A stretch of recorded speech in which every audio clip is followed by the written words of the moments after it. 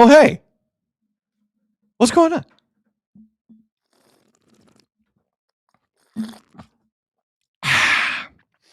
Jeremy in the chat writes the following. Guys, I've been missing the show for a week due to family issues. What did I miss? Two things, Jeremy. One, hopefully everything's okay. We've all been there. Glad you're along with us today. Second part of that is, what did you miss? Well, basically, for the last week, Canada's gotten ready for the World Cup, which begins in 10 days. Everyone's talking about the Toronto Maple Leafs outside of Toronto. And Jeff Hoffman and John Schneider are incompetent. So there is your weekly wrap-up.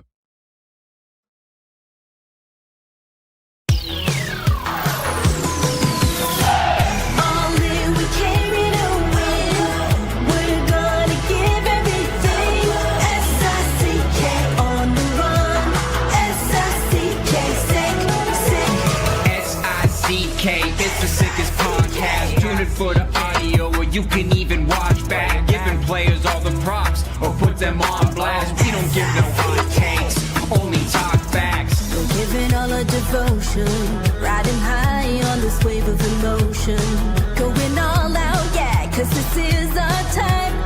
No, ain't no stopping us till we reach the finish line. All in, we came here to win.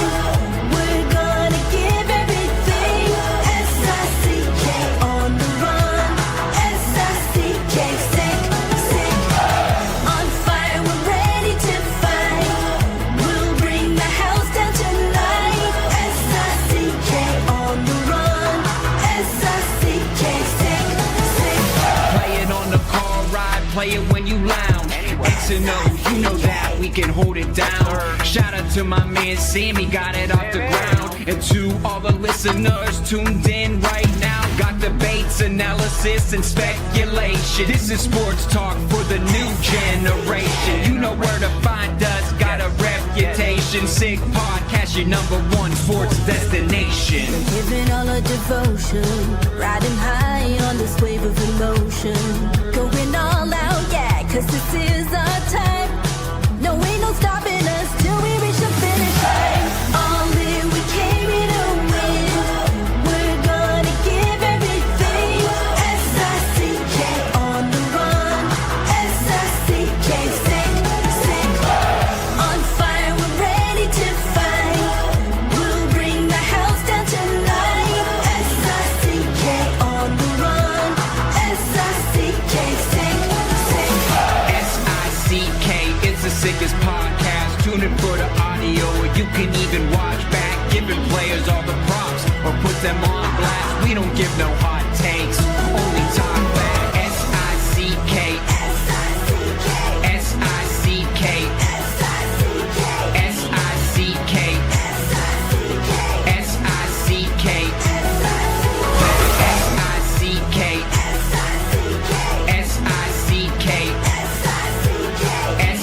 S-I-C-K, S-I-C-K, All in, we came here to win. We're gonna give everything. S-I-C-K on the run. S-I-C-K, sick. You are now listening to The Sid Seixeiro Show. Powered by Sick Media, the sickest Toronto sports show. Now, here's your host, Sid. What up? It's Sid. It is Tuesday, June the 2nd. We are live on YouTube. We are live on Facebook. We are live on X. And we are here Monday to Friday, noon Eastern, 9 a.m. Pacific. To everyone watching live and listening live, we appreciate you. To everyone listening after the fact on audio, we appreciate you. 9 days till the World Cup starts, folks. 9! Let's go. Mundial! Overcharging tickets. It's a wonderful, wonderful time. By the way, I don't know what the deal is in Vancouver. I can tell you, secondary ticket prices at BMO Field are sinking like stones right now. Now, it's still kind of pricey to get into Canada-Bosnia on Friday, June the 12th. I can tell you on Wednesday, June the 17th, you can get into Ghana, Panama for under $200. None of the games in Toronto are sold out. Obviously, the ticket prices are a huge reason why. But I'm seeing more and more the ticket price issue is moving online. You can see it. So we'll see what the ticket prices end up being at the end of the day. Programming note. Last week, we did an interview with Alphonso Davies. You might have heard of him. Captain of our men's national soccer team, 7-time German Bundesliga winner with Bayern Munich, and a Champions League winner with Bayern Munich, one of the biggest soccer clubs in the world, obviously getting ready for a big tournament on home soil. So we did an interview last Thursday while he was still in Europe before he joined up with Canada's camp in Edmonton. In that interview, Davies said some rather interesting things about his own personal situation professionally in regards to this World Cup. And the plan for us was to run the interview today. We are not going to run the interview today. And the reason we're not going to run the interview today is this, and it's not a complicated thing at all, but after a few conversations with people we respect, and because some of the things said by Fonzie in the interview are very germane to the lead up to this World Cup, we have agreed to hold off on playing our exclusive interview with Alphonso Davies here on the Sid Seixeiro Show, powered by Sick Media, until Canada Soccer gets the messaging the way they would like to on this. And we'll leave that up to them. So we're not going to play it.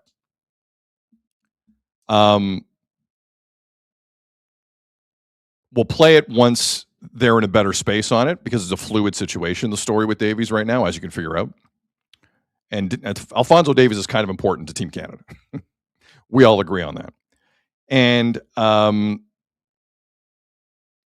again, we are very close to this tournament here. It's a week from Friday for Canada. So we're not going to run the interview today. When Canada Soccer are in a better place, we'll run the interview. I thought it was a good interview. Azo chimed in, didn't embarrass himself. Did a good job. Good job, Azo. Yep. We can't wait to play it for you. We will. We're just not going to do it today after some conversations. So I'm going to say that one more time so you can pick up what I'm putting down. The plan was to play it today.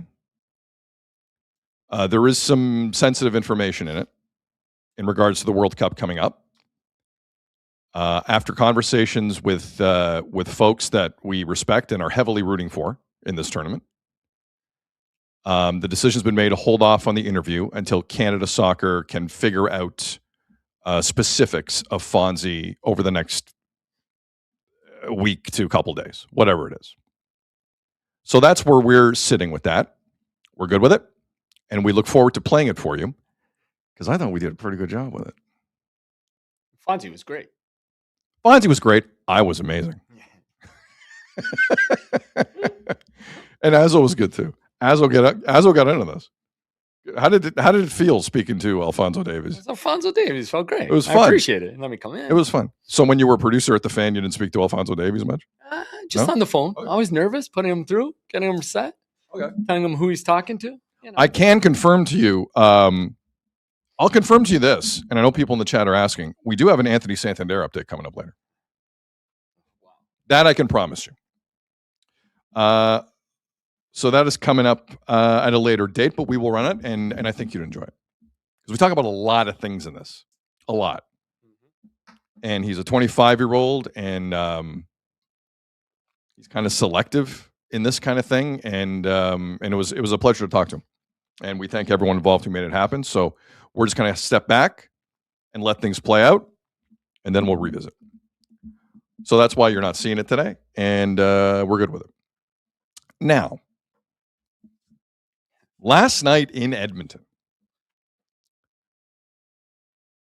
I've been stressed a lot in my life watching soccer. I grew up following the Portuguese national team. Plenty of stress in that. Plenty of stress in that. I've watched Canada try and qualify for many tournaments. I've watched Canada try and, heaven forbid, get to the semis of a Gold Cup. There's stress in that. And I was stressed like all of you watching Canada in its second ever World Cup 4 years ago in Qatar. That was stress. But the stress of that last night in Edmonton was oddly comparable for a multitude of reasons. The biggest reason, obviously, is Canada is arguably the most banged up nation going into that World Cup next week. Look, I know there's players here and there that are hurt. Like, I mean, William Saliba, the defender for France, apparently has a bad back. Arsenal played him every minute. They didn't give a damn. But apparently now Saliba for France, maybe the best defender in the world, he's jacked up. He's got a bad back. He might not play. There are nations dealing with everything. I know the Davies question is paramount, and he's big. But there are nations dealing with injuries constantly going into every tournament. However, what Canada's dealing with right now is kind of stupid. Like, it feels like 55% of the team is either hurt or has been hurt recently.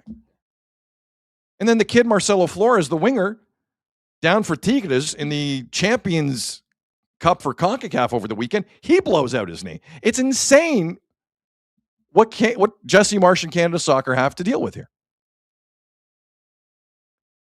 So on top of that, you have a new field at Commonwealth Stadium in Edmonton while it's raining. Injured players, new field, which hasn't really set. It's kind of a thing with grass. And it was a monsoon in Edmonton for 2 days. Practice the day before was the same thing. It just was raining constantly. And when that game started, after Brett Kissel played the national anthem, shout out Brett Kissel.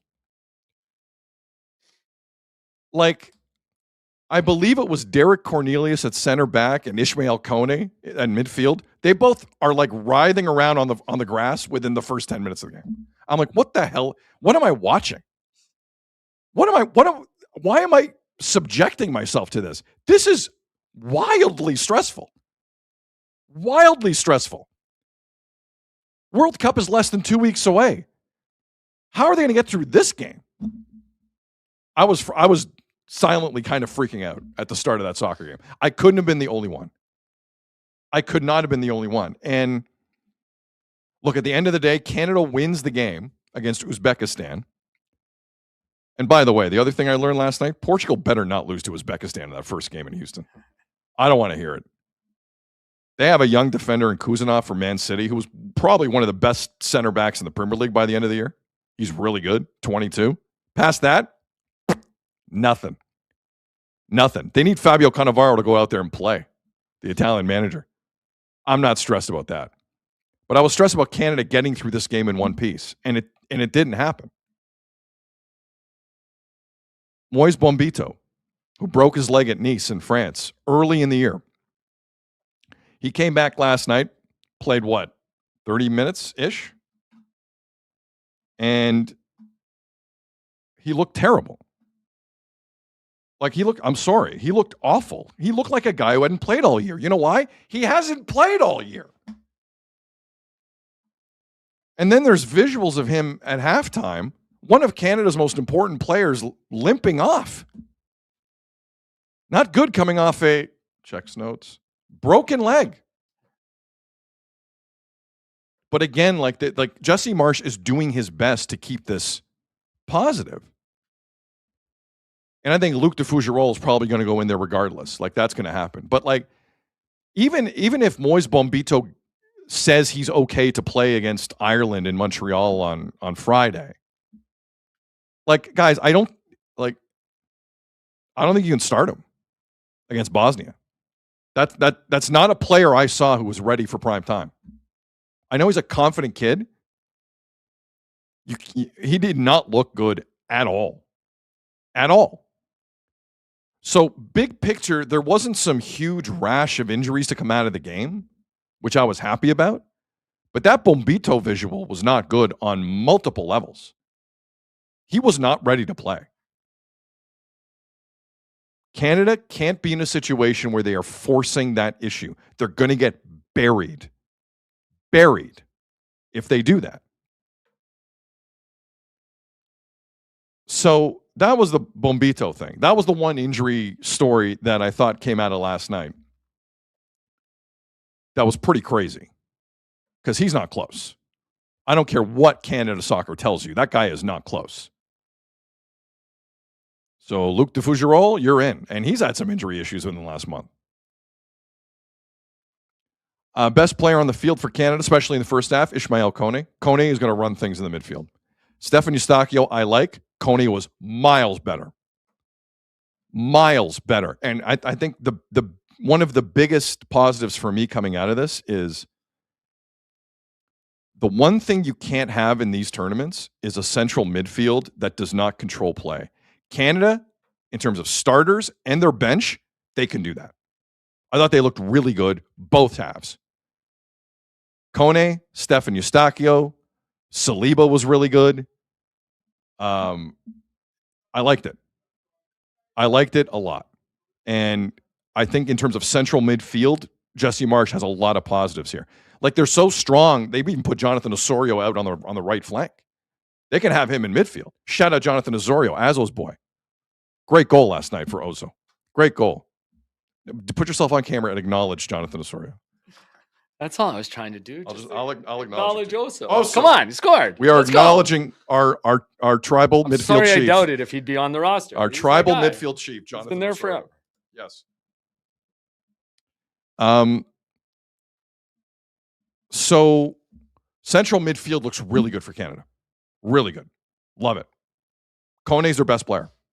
Ismael Kone is their best player. He at Sassuolo in Italy had the best season out of any Canadian player in Europe. Kind of an important thing. You want players going into this tournament healthy and playing top-level soccer. That's Ismael Kone. And my heart was in my throat when he got fouled by that idiot on the right side of their defense early in the game. I was freaking out.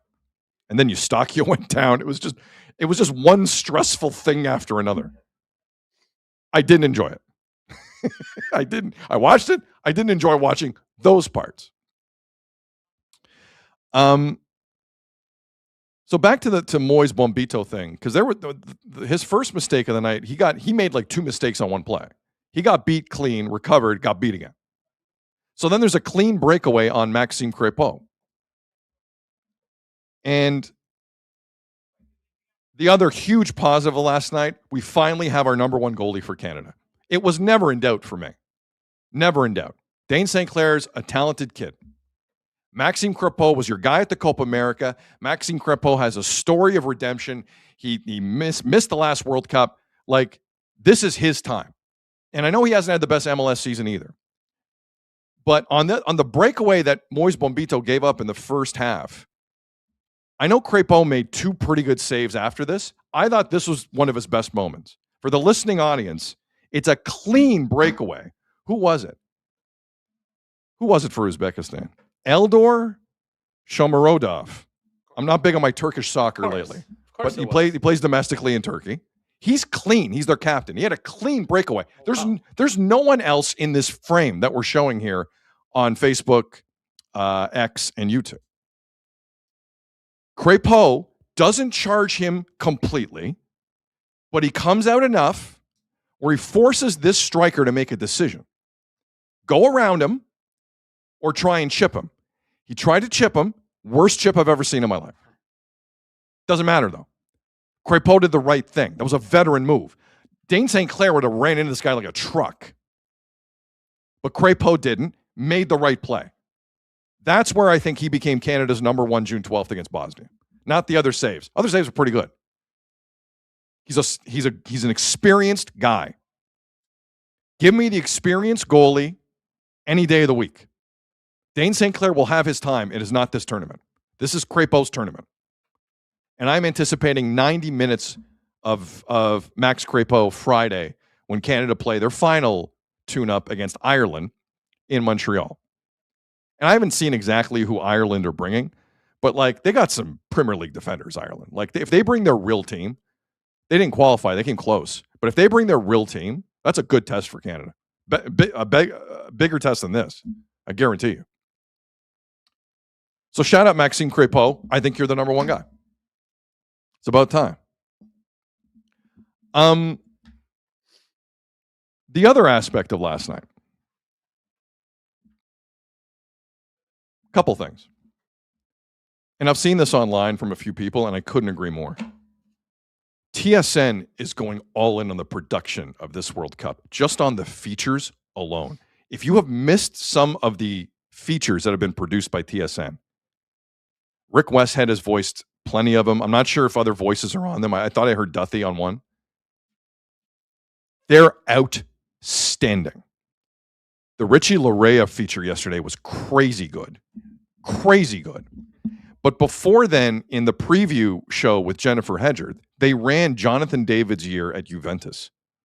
Whoa, was that a good feature. Went to Italy, talked to numerous journalists. Jesse Marsh is well-versed in Italian soccer. He knows as much as anyone. And they got Jonathan David. Tough year for Jonathan David at Juventus. Not only did he struggle, but Juventus did not make the Champions League. Juventus are one of the biggest teams in the world. Italy was weird this year. AC Milan and Juventus did not make the Champions League. I've never seen that in my life. Two clubs of that stature in that country. I've never seen it. Juve not only misses the Champions League, they look for someone to blame. That someone was Jonathan David. He had a hard year. Now, I've been kind of sounding this alarm for a while that Jonathan David has not been playing well at all. And I know there are a lot of people that are like, it's, Jonathan David will figure it out. He's one of the greatest Canadian goal scorers of all time. He'll be there for the World Cup. Okay, I'll hear that. But when you have all these injuries that potentially could be in play on June the 12th, the other thing I needed last night was a little Jonathan David in my life. Now, here's the good news. When Tani Oluwaseyi went in the second half, he looked better. The Kyle Larin, Jonathan David thing is not working. I'm sorry. It's not working. I don't know why, because I think Larin's end of the season at Southampton deserved a start last night. I'm glad he got it. It's not working. He needs a few more runs around him, and Oluwaseyi gives him that. So Jonathan David looked better in the second half. But guys, here's the one thing you need to know about Jonathan David last night against Uzbekistan, okay? Uzbekistan. No shots.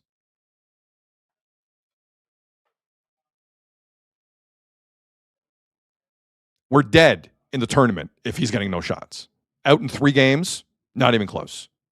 Not even close. I hate to put this on one guy. That gentleman needs to score and score early. Like 4 goals in the group stage. I know in a 48-team World Cup, I did the math. 70% of teams in the group stage are going through to the knockout stage. Like 70. You have to suck to high heaven to not make the round of 32 in this World Cup. 8 third-place teams get through. Everyone's through. Open invitation almost. If Jonathan David doesn't score, Canada runs the risk of being one of the few teams to not make it through to the round of 32. That would be an embarrassment. That would be an embarrassment. Jonathan David cannot have 0 shots against Uzbekistan. He can't do it. Sorry. That's unacceptable from him last night. We got to get a little tougher on our players here. If we're going to up the quality of the soccer and the soccer knowledge and the care, then we got to care.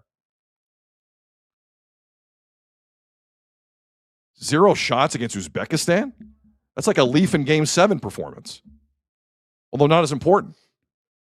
That's bad from Jonathan David last night. I don't know what's going on. I really don't know what's going on. But like he's not like a target man like that. Most of his stuff at Lille when he was in France was off the rush, runs. Like if we're going to play Jonathan David like he's Edin Dzeko or Erling Haaland or some huge striker that can win the ball on his own, he's not. He's one of the smallest guys in the field. You need someone to play with him a little more. And Oluwaseyi was doing that in the second half, I found. Promise David, I just think, is the quintessential bench striker. You don't start Promise David, but he comes on and it's a hurricane. I love it. Keep him in that role.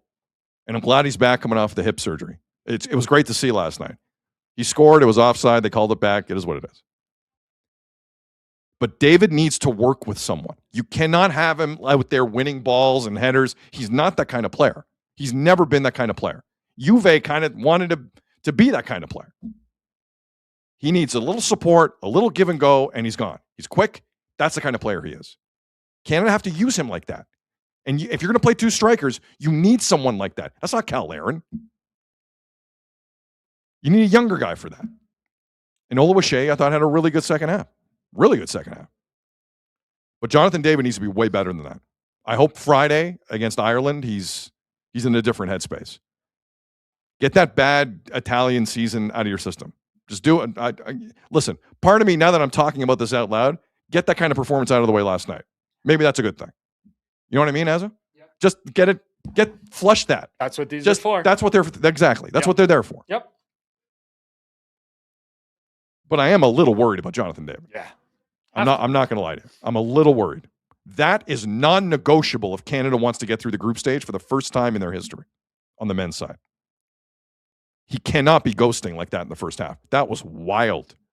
I forgot he was on the field. I noticed this Eldor Shomurodov more for Uzbekistan than I did Jonathan David. Not good. Not good.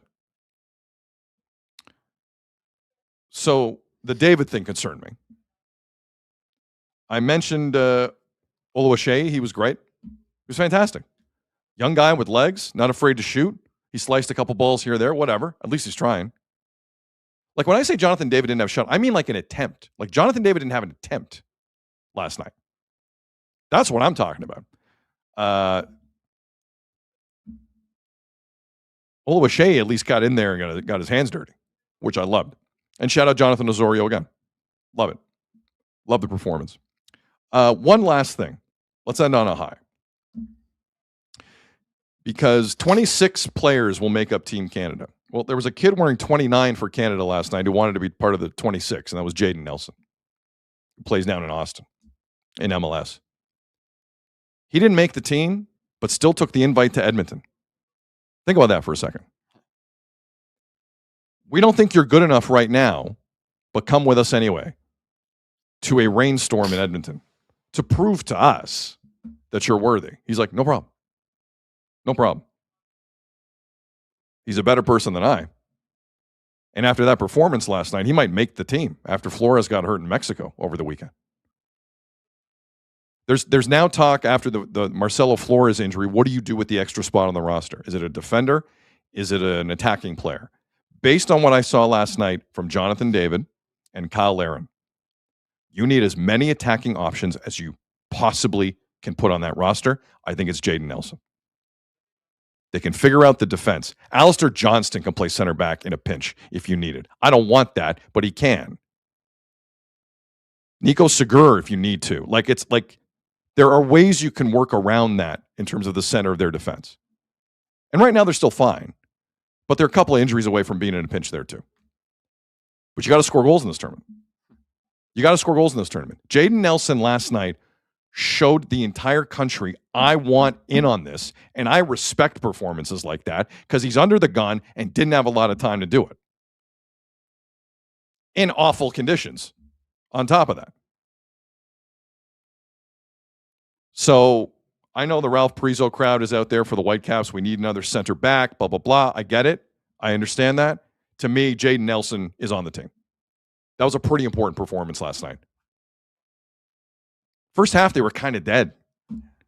Oluwaseyi, the Tanny Oluwaseyi factor, Jaden Nelson. I thought Saliba was really good. Really good. And I'm still amazed how Jonathan Osorio at the age of 34 can still play a little bit of wing. That's not bad. Even Oso's goal. Guess what? Sometimes you get on net, things happen. Goalie completely diarrheaed all over himself. Whatever. 1-0 Canada. LA the Rouge. Just get on net. Jonathan David. You watching? Just do it. So I started the evening in Edmonton a little freaked out. I'm not going to lie to you, a little freaked out. As the evening progressed, I felt better because the biggest thing for me dawned on me midway through the half. We're about to watch Canada play in a World Cup, and they're playing a team that's also a World Cup nation, and Canada's way deeper than the other team. This is the deepest Canadian team I've ever seen. Jesse Marsh has said that over and over. He's right. This is the youngest World Cup team we've ever had. It's the deepest, despite the injuries.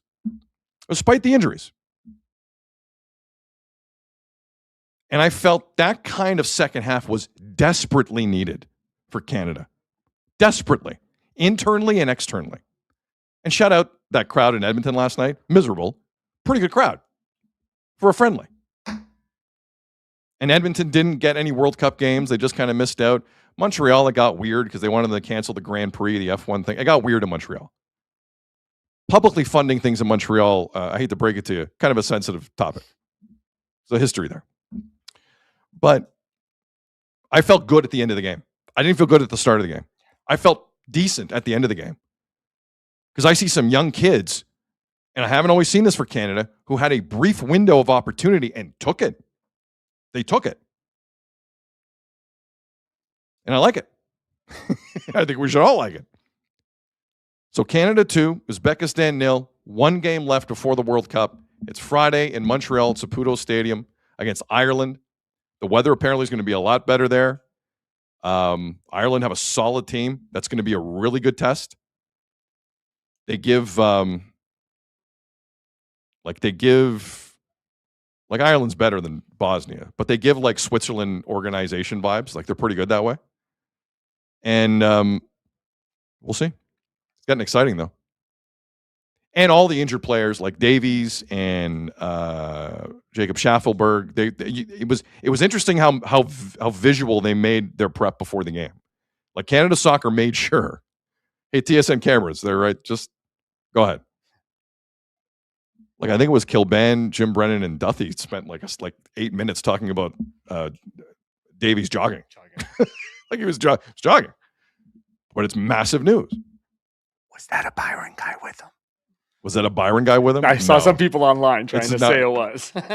And what if it was? Yeah. What if he gets him healthy? Just ask him how he's feeling. What do you care? Yeah, just get him healthy. I just saw that online. Are you kidding? I'll take Dan Housen coming in and cursing the opposition or cursing anyone to make him healthy. You are healthy. Is that a good Dan Housen impression? Uncursed. It is pretty good. I'm trying. No. I have no idea what Dan Housen is. Yeah. I don't watch him. So that's kind of where I'm at after last night. That was interesting. That was really interesting. Big picture, Bombito aside, and Moise Bombito maybe doesn't count because I don't know how healthy he was anyway. But it wasn't a disaster injury-wise. Now, I also get concerned because clearly Canada, for certain parts of that game, were told by Jesse Marsh, don't be stupid. But the problem is Uzbekistan were being stupid. So, like, the odds of you getting more hurt in that scenario rise when the other team's being dumb and you're not, and you're just trying not to get hurt. When you try not to get hurt, you know what happens? Sometimes you get hurt. But I am seeing a few more positives than negatives come out of this last night. I am. And if Canada are in a bind or have to do anything specific in the second half, that bench is looking a little better to me today than it was yesterday. It is. And I'm happy about that. All right. LA LaRouge, onward and upward. Jeff Assaparty, good afternoon. Hey, Sid. Good afternoon. What's going Thanks on? for bringing me in. Not much. What did you think for bringing me in at 34 minutes? Sorry about that. All right. Why are you apologizing? No. What? It's a big night for Canada soccer. We talked about it. We needed to see some good vibes, and I think they got it. Like, 100%. To your point, the weather started, I think, got everybody tense. Oh, my God. And did you read, like, transit was shut down? The LRT in Edmonton wasn't working? Mm-hmm. So people are trying. So God bless the folks trying to come down to that quagmire at Commonwealth. And on top of that, they get, like, Toronto-level transit. Right. Where it's not working. By the way, the TTC are having a Okay. press conference today about Toronto's 2 subway lines. They're doing some upgrades before the World Cup. They're doing upgrades. Before the World Cup, which part is of- in how long? 10 days? Yeah. Part of me wants to clip some of this and run it tomorrow. Oh, my God. It is going to be crazy bad how people try to get around in the city of Toronto. Boozing in the chat. Sid's better half, finally. Yeah. There's like a mini celebration in the chat every day I bring you on. I think people just start looking around the half-hour mark, like, and just waiting for it, calling, chanting, and they got to come out. Somebody suggested a clock. I don't know. I'm just saying. It seems like a good idea. I did suggest a clock at the bottom of the screen in terms of how long I go without acknowledging Azzo's existence in the show. I would find that funny. I jump in myself sometimes, so I can't do that. I would find that rather amusing. It is pretty funny. So yeah, what did you make of the game? Yeah, different halves. Like to your point, first half, I think Crepeau, who I was very skeptical about, He was good, man. he got to step up and probably take that starter role. And the second half was all about tactics and watching the younger guys just go at it. Yeah. To be honest, so the first thing I always look at is the veterans, right? Because they're the guys who are going to lead this team. And to your point, Jonathan David, who I feel like it happens. It's happened before in big games where we just don't see the striking out of him that we need to, the goal scoring or the opportunities even. Yeah. Even Tajan Buchanan, like he kind of, I don't know. He didn't seem to do much. He wasn't sharp. Yeah. Like he wasn't like his end of the season of Villarreal wasn't outstanding, I have to say. So those are the names you recognize, and I was hoping to see some for him. Like you said, Osorio, my boy, in his 90th appearance for the team, his 10th goal. 90th appearance. Yeah, last night. There you go. Leaping Lanny Poffo. I think this is about you, Azzo. Acknowledge him. Yeah. I will acknowledge it. You don't have to do that. My I'm the fat two to your Roman Reigns. My tribal keyboard chief as a party. You didn't catch any because there wasn't much on besides the game. Did you catch any of Raw last night? I did. Raw was on at 2:00 yesterday. No. I totally forgot. I was all in on the soccer last night. No, but Raw was like it was because they were in Italy. It was actually on at 2 p.m. So when I got home, there was like a live episode. They did Raw in Italy at 8:00. Yeah. Right.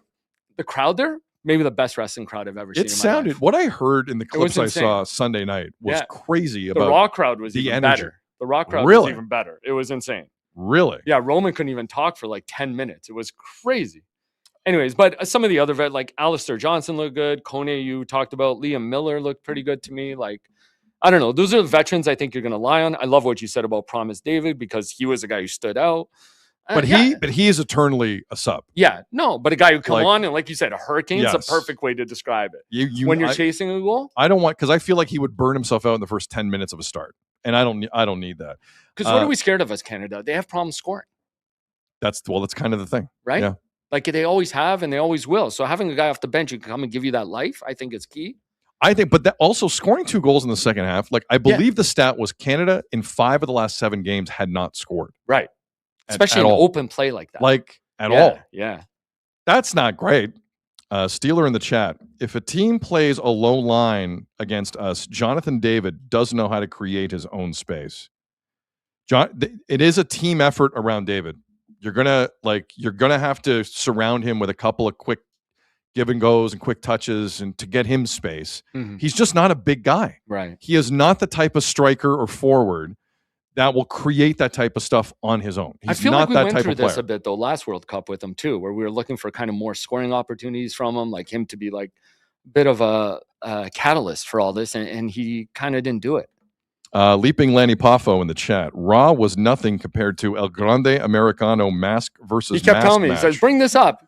Leaping Lanny Poffo, you missed yesterday's show. I brought it up yesterday because it was such a good match. They showed it after Raw for anybody who missed it. It was pretty good. It was, honestly, he says it was one of the best matches he's ever seen. And I kind of agree. All right. But yeah, I think the vibes around Canada just took a big step forward yesterday. They're better after the second half. Yeah. They are. Yeah. And well, I know just even going into the game. Going With into all the the game, injuries. the vibes weren't. Listen, it was raining. There's concern about the field, the injuries. Yes. Marcelo Flores was Saturday night. Right. Apparently all the Canadian team was like having dinner watching that game when he got hurt. That's not great I'm for just saying, morale. more than the 2-0 win on the field, it was a win for Canada soccer with the vibes around the team. Very true. You know Very what I true. mean? Like sometimes that's more important in these friendlies and tune-ups to the World Cup. By the way, you mentioned Liam Miller. Yeah. Because let's remember down the left side, like Canada's missing now Marcelo Flores. Right. Richie Larea played, which was good last night. But like obviously Davies is still very much up in the air. Liam Miller. There's a lot of Liam Miller love, and I'm not seeing it. Really? I'm not seeing it. Okay. Because everyone keeps saying he's going to the Premier League. Yeah, he's going to the Premier League. You know who was the first guy subbed off in the 60th minute of that playoff game against Middlesbrough? Liam Miller. Liam Miller was not great in that game. But everyone's steady. No, but it's a World Cup. I don't want steady. But you need it in some parts, especially Jaden when you're Nelson dealing was way better than Liam Miller yesterday. Now, Jaden Nelson is taking on maybe the B team of Uzbekistan as well. Yeah. You can make that argument. But there is I like how hard Liam Miller works. Mhm. He made a defensive play in a friendly not that long ago that people are still talking about. But let's slow down on Liam Miller. Okay. I don't think he's the answer for this tournament at left back or on left wing. I don't see it. I don't know if Ali Ahmed's going to be healthy. Maybe it's just the effort. I don't know. I thought he looked. He always gives you effort. Yes. But I'm not fawning. There's this fawning over Liam Miller that I don't understand. Because again, in that playoff against Middlesbrough, he was hauled off pretty quick. And I know, I'm telling you because I saw the game, guys. Yeah. There's a lot of Canadian fans who will hear about this. I'm telling you, I saw it. Yeah. I don't think he is the answer. I hope he is. There were moments in the first half where it looked like he might kind of really assert himself. I wasn't overly. Yeah, maybe impressed. that's it. Maybe I thought. So I'm opening the door to flat out Jaden Nelson if he makes the team to maybe start. Okay. If Jaden Nelson wow. starts June 12th against Bosnia, Yeah. what a run. That guy wasn't on the team Friday. That's crazy. He wasn't on the team Friday. And listen, if you want to put Liam Miller in defending a lead, that's a different thing to me. Yeah. Because we've seen how good he can be coming back in his own end and doing the grunt work. Okay. We've seen that plenty of times with Liam Miller. I don't think going forward Liam Miller is as good. Right. That's just me personally. No, I acknowledge you. I see it. Oh, you acknowledge me? I acknowledge you. You do watch all the games, so I do acknowledge you. Austin in the chat. Liam Miller, classic hard worker, but lacks the technical touch to succeed against class defenders. I don't disagree with that. Austin goes on to say, Jaden Nelson absolutely should. He's the only creative forward that showed anything last night. Yeah, Tajon Buchanan was weird last night. Right? I didn't like that. No. I think, honestly, there were certain members of Canada that were so cautious, they kind of bled out of the game. Because they know how important they are. Yes. They know they're going to be there. Right? Now, I don't know what that does to prepare. I don't know how that gets you ready for a tournament. I don't know how that gets you ready for Bosnia. I don't know how that gets you ready for Switzerland. That's kind of been the problem. 100% that's been the problem. By the way, Azo, did you see this? What is it? Where is it? It was from. It was announced what jerseys Canada's going to yes, wear. I did see this. Yeah, for the 3 World Cup game. Where was this? It was Ben Steiner. Ben Steiner put this out. Yeah, I had it here actually. So Canada will be wearing the red classic jersey June 12th against Bosnia. Here in Toronto. I like it. Yep. Against Qatar, say hello to the bad guys. We're wearing black. Yeah. Is it There's the snow one that you had? It's the one snow I wore on Friday. Yeah. Right. Here's what pissed me off. June 24th in Vancouver, Switzerland wears the red. We wear the white. The hell is that about? We're Canada. We're wearing red on Canadian soil. What the hell is Switzerland wearing red for? Yeah, no chance. Kind of true. Pas de red for Switzerland. No. That is ridiculous. That's ridiculous. Where's the white and red? Canada soccer needs to fix that. The white is not that interesting to me. Canada at home soil against a team wearing red, we got to reverse that. But you have to wear the red in the first game, no?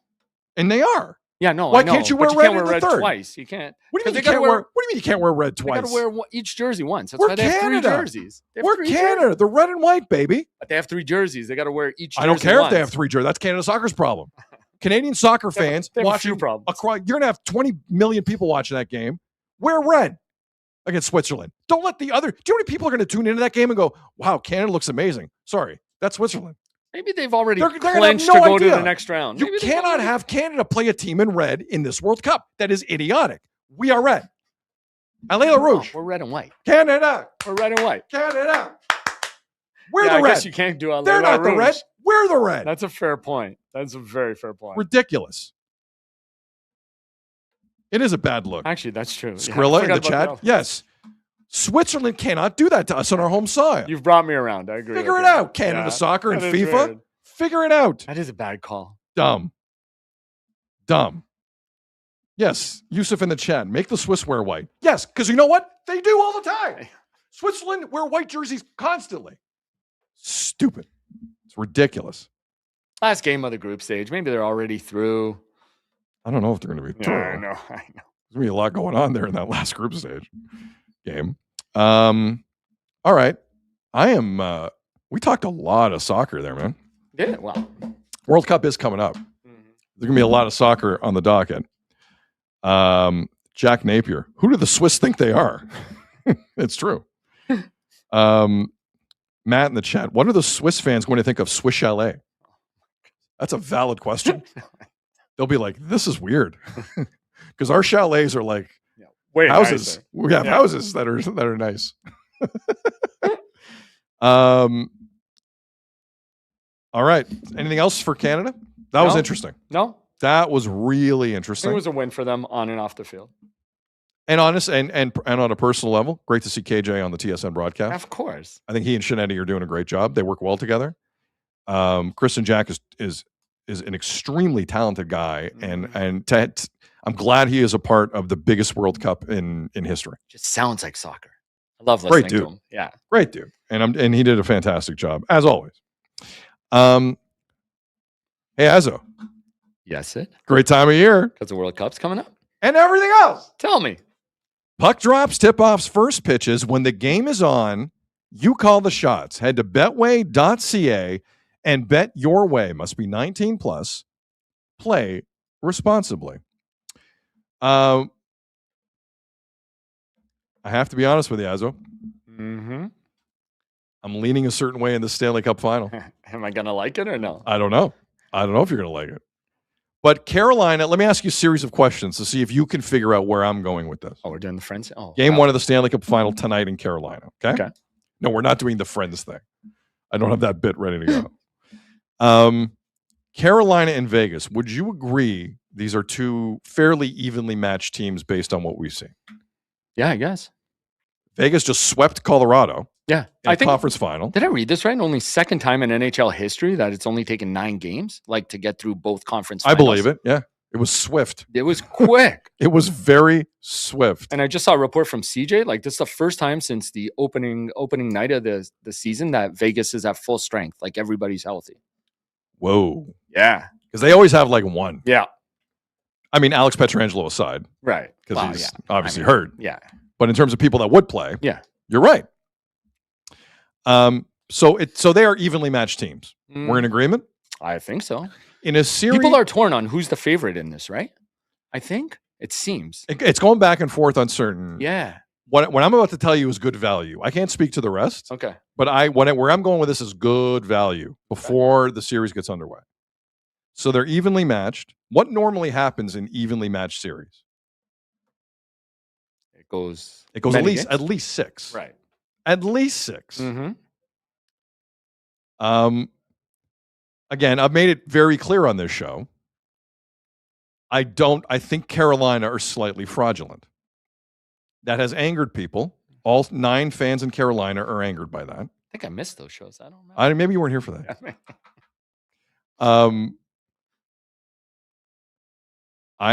Vegas in 6 games is calling to me. Whoa. Vegas in 6 is calling to me, and that is some value right now. Okay. You can get good value with that. I mean, they've had goaltending the entire time. I think Vegas's blue line is better than Carolina's. If there's going to be a team to break that Carolina press, it might be a John Tortorella coach team with that blue line. We've seen them do it before. And if they mess up, Carter Hart's been playing very well. Yeah, I'm leaning Vegas. Oh, wow. Not where I thought you were going. Really? I'm more intrigued in this final than I thought I would be. Oh, I can't wait for this tonight. Yeah. Don't get me wrong. I'm going to really settle in and watch the Jays blow it in the 9th inning. But this tells But you then- Carolina's for real, right? Yeah. And I don't think I'm being unfair in that take. I'm one of the few that is saying it out loud that they have not been tested by a real team yet. And we'll get to the Habs in a second. Yeah. But, and if I'm wrong on Carolina, I'm wrong on Carolina. I'll admit it. I don't think I'm wrong. Can't say a team's right until they prove it. They haven't proven it yet. Got to prove it. Literally, Carolina took on a team that could not pass the puck for 4 games. And I don't know if, I'm pushing back on the notion it was all Carolina. I don't know about that. I think Mike Matheson, when he checks out, really checks out. I think Lane Hudson's really small. I think if you crowd them, they freak out. I don't know. I think there's just some simple things they did that any team could have done against Montreal that really showed who they are. And we'll see. There was no interest in that game 5 on their end. Nope. It was the Luke Combs game. Luke Combs game. Blue Cheese over Ranch in the chat writes the following. It's a great matchup. Should be a great final. Agreed. But I think to your point, it is going to go 6 or 7. I could see that. It wouldn't surprise me at all. Andrew in the chat, Vegas hasn't played anyone either. Whoa. Hold on. That was true before the Western Conference final. I don't think you can say that now against Vegas. But did Colorado fold kind of how Montreal folded? Listen, Colorado, by the end of that way. series, still had Makar and McKinnon on the ice. That's all I know. Yeah. That's all I know. I don't think you can call what they did to Colorado fraudulent. They came back from 3-0 down at home. Yeah, Vegas. that's true too. Vegas have a determination. When they put their head down and they are determined, look out. So anyway, I'm leaning It's all coaching. Torts. towards future Leafs head coach, Maybe, John Tortorella. Maybe. Or Um, Oilers. By the way, the Friedge note from yesterday Mm-hmm. about the coaching. Again, the coaching stories have kind of slowed down, but Friedge did mention that the Leafs are still in their Zoom phase of the process. And Friedge, here's the most fascinating part in terms of David Carl, a head coach of the University of Denver, the it coach of the moment. Friedman says he still hasn't been able to confirm whether or not Carl is in or out right now. If Friedge can't do it, no one can do it. I got news for you. And a couple of insiders have said he's out. I've staked But a claim but that he's Friedge has not washed his hands of that story yet. Friedge does not. His reporting cannot confirm that, for sure. which I find fascinating. So we'll see. We'll get to the big coaching news in Vancouver finally coming up here momentarily. Good for you, Vancouver, for not screwing that up. Maybe that's why. Put Carl back on the table. Yeah, maybe. So yesterday, there was a theme yesterday. And it's not just a theme yesterday. Like there was a theme I feel like that has run through the National Hockey League for multiple seasons for a variety of issues. And one of the reasons is whenever you bring this up, you start to trend in Toronto, a city that normally wouldn't care about you. And the other reason it comes up is you're just trying to deflect. And it's easy to use it for both. And like I've been working with a microphone in front of me since about 1998. And there's one theme in this country that runs consistently from every other market. And TSN gets it a lot. I know Sportsnet's gotten it down through the years. It's this notion, the Toronto Sports Network. Oh, you're not TSN. You're the Toronto Sports Network. Oh, you're not Sportsnet. You're the Toronto Sports Network. Ha ha ha ha ha. Because you're mad people don't talk about Philip Hronek enough. Or something like that. Do you know why Toronto considers itself the center of the hockey universe? Because none of you shut up about it. None of you. In the game, out of the game. None of you. We are in your kitchen. You pray to work in the city one day and have that kind of attention, but you don't. And you're jealous about it. Everyone's talking about Toronto. Toronto's going about their business in Zoom calls right now. That's what they're doing. Going up to Whitehorse to meet with the McKennas. That's what the Leafs are doing. Everybody else, everyone, every American national journalist who says, I'm tired of Toronto, is doing nothing to bring up Toronto at the Stanley Cup Final Media Day. All of them. Because they can't come up with their own angles because they're not good enough. So we're sitting here like, we're easy prey. No research needed. You don't have to watch the games. Half of them don't in the States. I know that. Dirty little secret about American journalists who cover hockey. Most of them don't watch games. Watch ESPN. You'll know what I'm talking about. So please stop saying Toronto considers themselves the center of the hockey universe. You all think we are the center of the hockey universe because you don't shut up about us. That's why we're the center of the hockey universe. We're the convenient target for lazy narratives and journalists and GMs and wingers. All of you, lazy. It's Toronto, Toronto, Toronto. No kidding, we're the center of it. You can't do any other research. You don't know what Frederik Andersen is. You have nothing to say about him.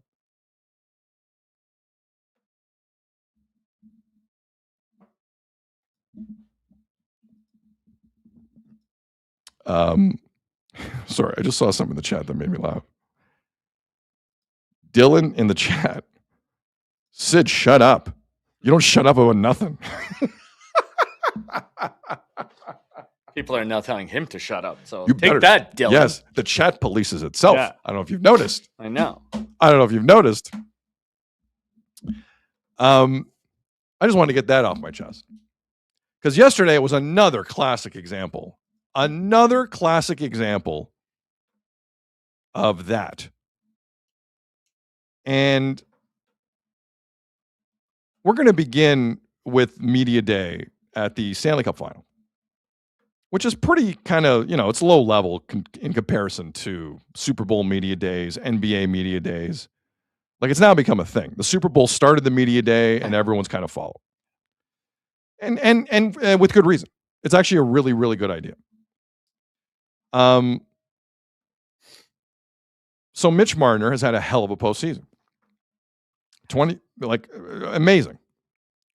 And I believe he's still with Frederik Andersen, ironically enough, is a favorite to win the Conn Smythe. So yesterday, Marner was asked about the comment he made at the end of the Western Conference Final against Colorado when he talked about dark times in his career. That got people's attention. Because there were some dark times in his career. Obviously, the losing wasn't fun for him or anybody. And the Mike Babcock situation was strange. And Babcock was in the wrong big time on that. And idiots are throwing junk on his lawn and uttering death threats online. I've had a death threat uttered to me online. Not fun. Not fun. I'm right there with you. So those can be dark times. What people were wondering was, are there other dark times that we don't know about with the organization? I don't know. So somebody yesterday in Media Day asked Marner, are you going to talk about the dark times? Now, truth be told, I tried to listen to this question on two separate feeds. I couldn't pick up exactly how it was phrased. Because it's a big room. It's just one podium after another. It actually gets rather noisy. It's tough to hear questions. And this was in Carolina yesterday, obviously. But Marner's answer on the dark times, once again, sparked a ton of interest. Here's what he said. I'll talk about that in the coming weeks if it happens. Right now I'm just focused on, getting the job at hand and excited to start this up. I'll talk about it in the coming weeks if it happens. My question was, what's it? I didn't understand what he meant by that. So for those watching on the feed, we just ran the still of the incident, and Chris Johnston of The Athletic and TSN is in the background. So CJ was there down in Carolina, and he tweeted out the following to give more context to kind of what he was talking about. Because again, I couldn't hear the question. This is from CJ. Mitch Marner didn't want to elaborate on his comment about going through dark times early in his hockey career, but says he will if the Golden Knights win the Stanley Cup.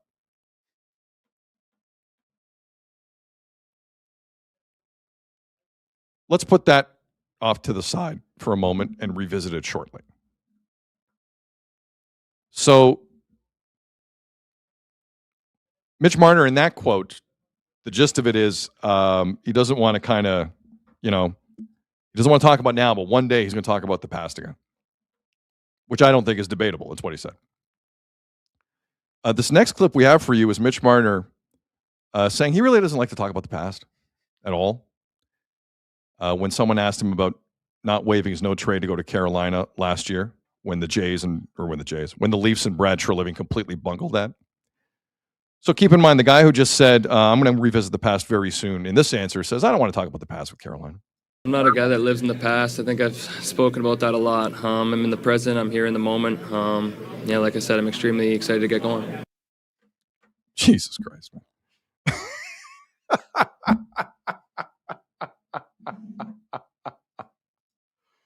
2.5 in the chat. Was a big Marner fan. He is a very talented player. I turned my back on him when he turned his back on the Leafs. Couple things. One, the notion that you're only going to talk about the dark times if you are standing on the mountaintop at the end of this after winning a Stanley Cup, to me, is very telling in this way. He can say anything he wants about not wanting to live in the past. This market is still freaking him the hell out.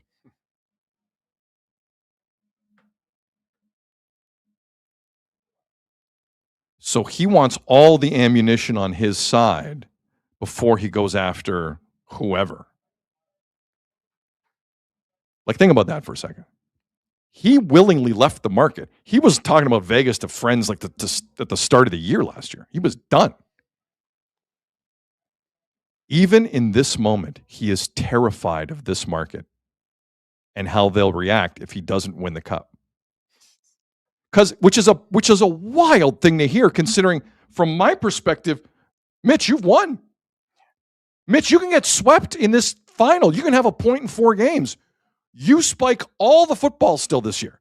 That's you. You have won.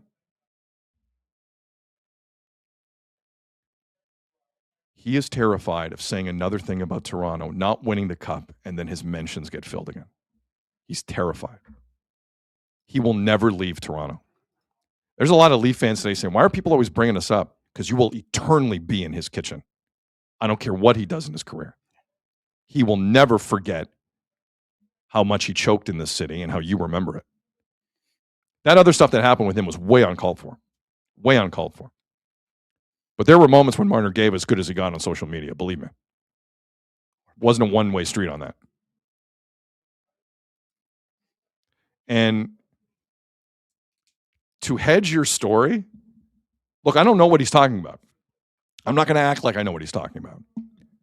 Having made $11 million a year with the Toronto Maple Leafs, I don't know that. But he is still so afraid of Toronto reaction, he doesn't want to go there until he has all the chips on his side of the poker table. Think about that level of insecurity.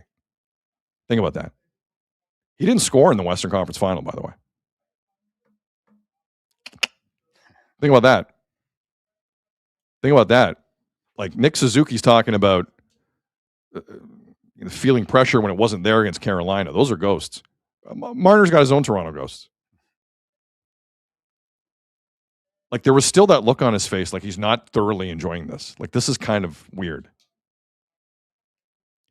The second thing is I do truly appreciate how finally the national hockey media in America can see what we've seen in Toronto for a while, that this is one of the dumbest guys in front of a microphone I've ever heard in my life. We have dealt with that for 10 years in the city. Guys, your problem now. You figure it out. You figure it out. Shakespeare, you figure it out. What he's saying, what he's trying to say, what he's getting at. That was classic Marner in the city. Basically, what is he saying? Yep, we've been there. You deal with him. Good luck, Wyshynski. You deal with him. The last thing I'll bring up, because I heard the entire 10 minutes of Mitch Marner on the podium yesterday in Carolina. And he talked about 3 good friends by name in terms of like who helped him as a Leaf and who he's leaned on since he left the Leafs. Do you want to guess which names he brought up? I'll give you 5 more seconds on the names. There were 3 names specifically he brought up. Now, this name was brought up to him, so we talked about him. But in glowing terms, it was Frederik Andersen. He said Frederik Andersen, when he was first a Leaf, was extremely helpful. And it seems like Frederik Andersen, despite a slight aloofness at times, was a well-liked guy in the room, it seems like. Jake Muzzin was the other name he brought up. And those two were thick as thieves when Muzzin was a Leaf. There's no question about it. Third name was Kyle Clifford. There's a lot of names there that are missing from the good old days.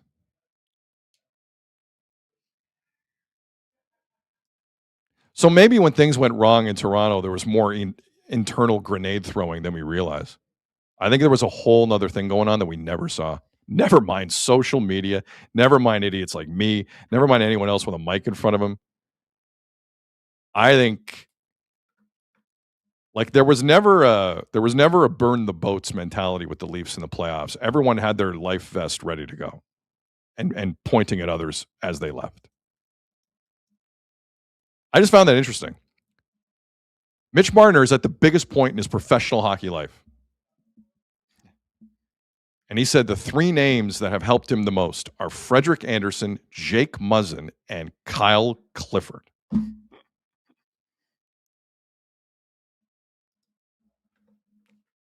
I'm sure he just forgot Nylander. I'm sure he forgot Austin.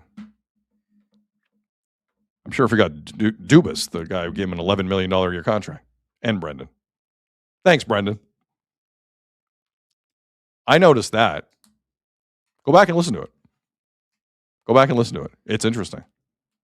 It's interesting. Now, having watched the Leafs operate this year, yeah, maybe there's some things going on in that room. I don't think this is like a huge shock to anyone. But I'll say this about Marner, it's never dull. It's never dull. And keep in mind, and I'm not moving off this, since the 13-minute mark left in the third period in Game 3, when he got clocked in front of the Colorado net, he has not recorded a point. Let's see how this goes tonight. See how physical Carolina gets with 93 tonight. Let's see.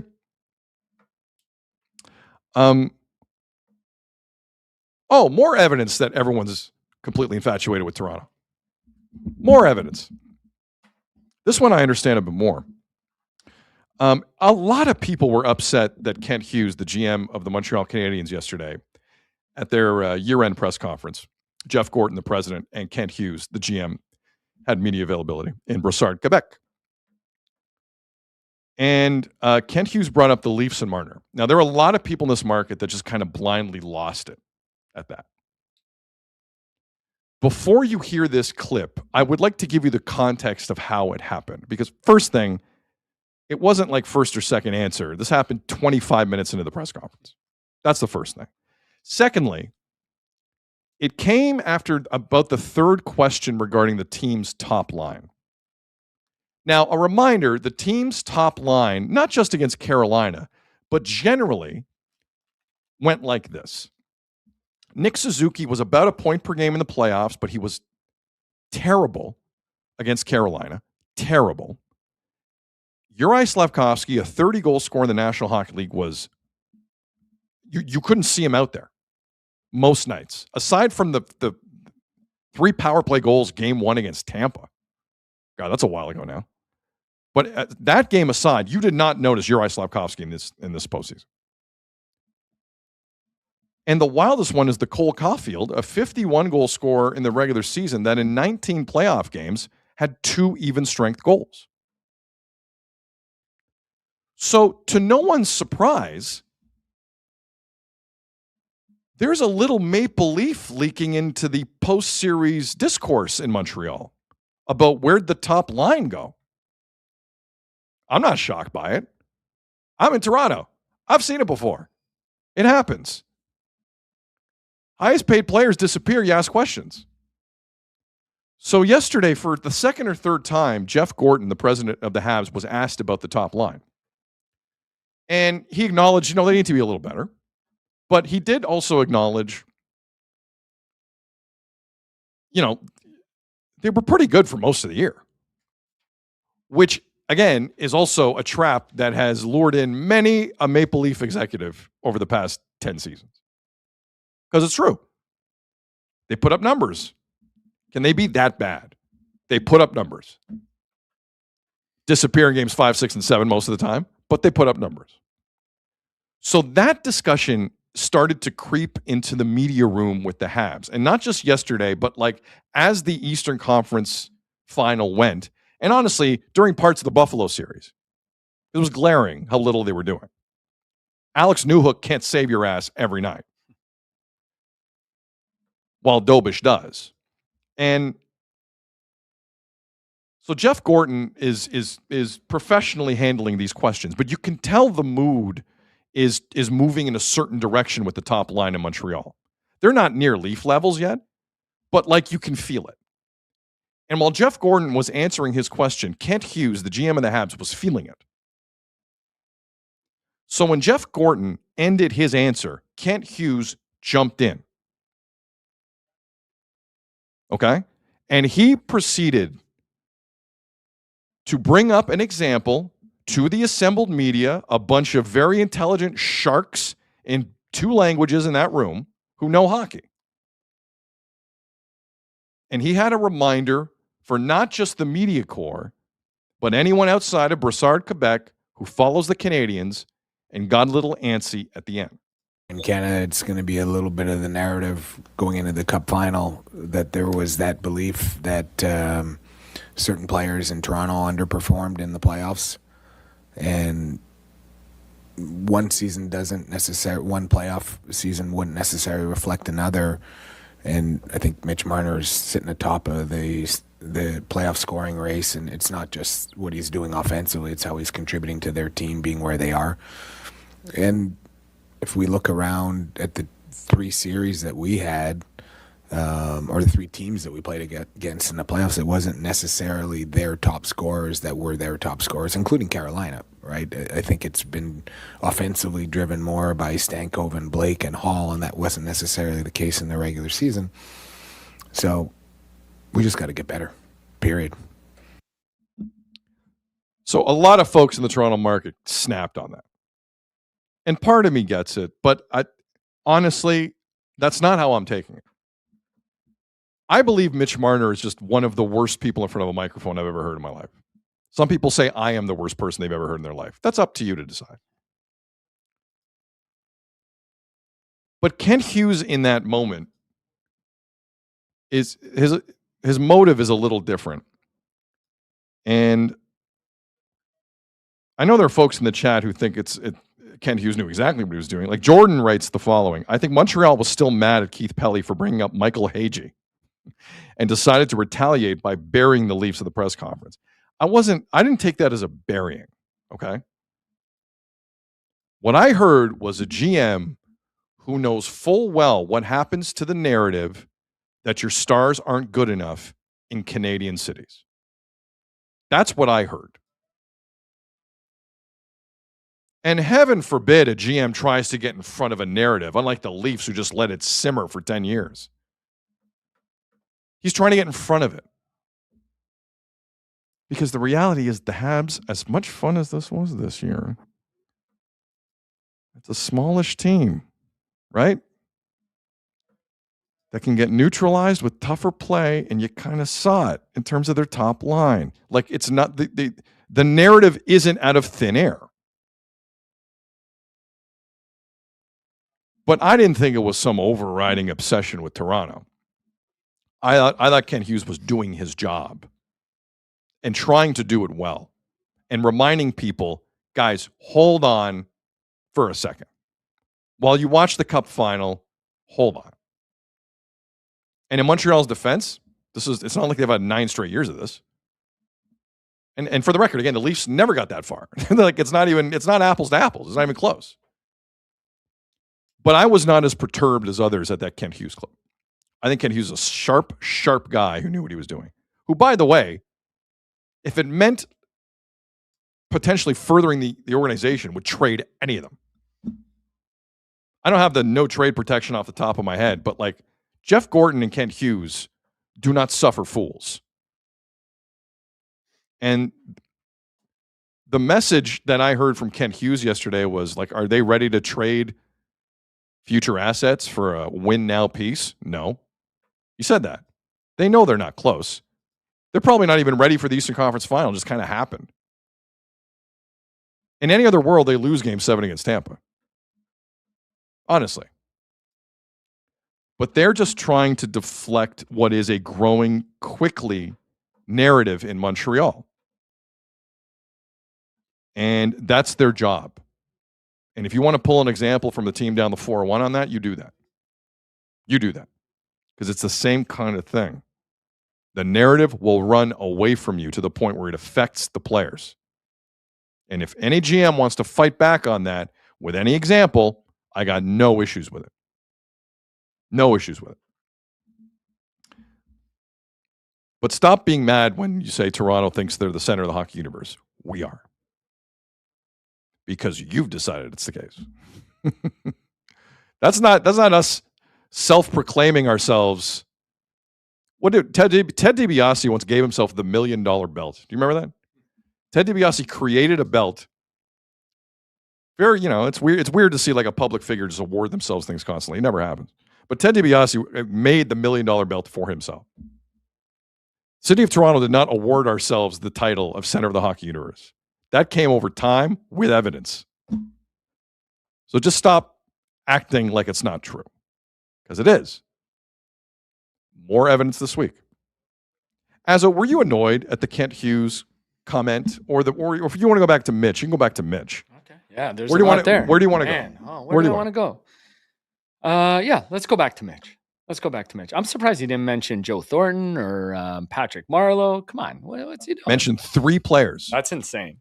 That is crazy. And Kyle Clifford and Jake Muzzin were players they asked him kind of who he's talking to now in this moment as a mentor. I guess if a guy tells you stop crying, it's not Junior, you're not going to mention him, right? No, well, again, the only moment I ever rooted for William Nylander was that moment. To your point, how many times we get this in Toronto where he says something and somebody's like, sorry, what? What does that mean? And then he's like, wow, I'm not going to clarify right now. I don't have to. I won't. How does he get out of this? In the offseason, does he do just one sit down with somebody and try and put this all behind him? It's crazy to me because he's going to keep doing it. It's never. If it's not him, it's his inner circle. It's his dad getting involved. It's his security guy DMing guys. What are we doing here? But you know what it is, though? There's 2 types of people on the planet. Social media has taught me this. There's 2 types of people. There's people who respond to people on social and people who don't. Yeah. I am not a respond to people on social media person because I have things to do in my life. Of course. There are folks who let nothing go. We know. And create burners. Yeah. There's just 2 types of people. And it's obvious Mitch is one of those 2 types. But you think he's trying to be coy and get these little jabs in, and then people are like, wait a minute, what do you mean by that? If Mitch Marner was completely over whatever this experience was in Toronto for him, and I'm not going to claim to know, but he made a lot of money. So what the hell was really the issue? If he really put this behind him, he wouldn't have mentioned dark times after the Western Final. Dark times in hockey. Can we remember that part? In hockey. He wouldn't have even entertained this question yesterday. It's pretty obvious he's not over anything. Right. No, you're right. It's obvious he's not over anything for a guy who decided to leave. And again, you either are the person who responds to social media all the time, or you're the person that has a life. And it's obvious what side of that Mitch Marner falls in. Clearly, you get over your ex, you move on. I keep hearing people say, well, Toronto needs to move on. Guys, I got news for you. Mitch hasn't moved on. No, that's what I'm saying. He needs to move on. He needs to move on. Like you said, this is the pinnacle of his career so far after 9 years of trying here. It is crazy. I do find it interesting that the contradiction between him and Freddie Anderson.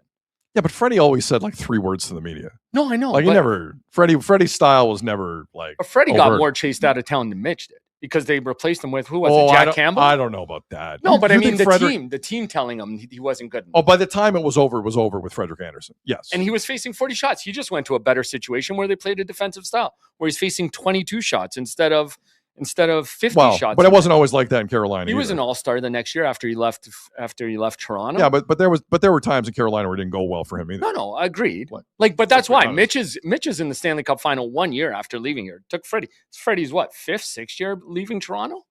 Like, I don't know.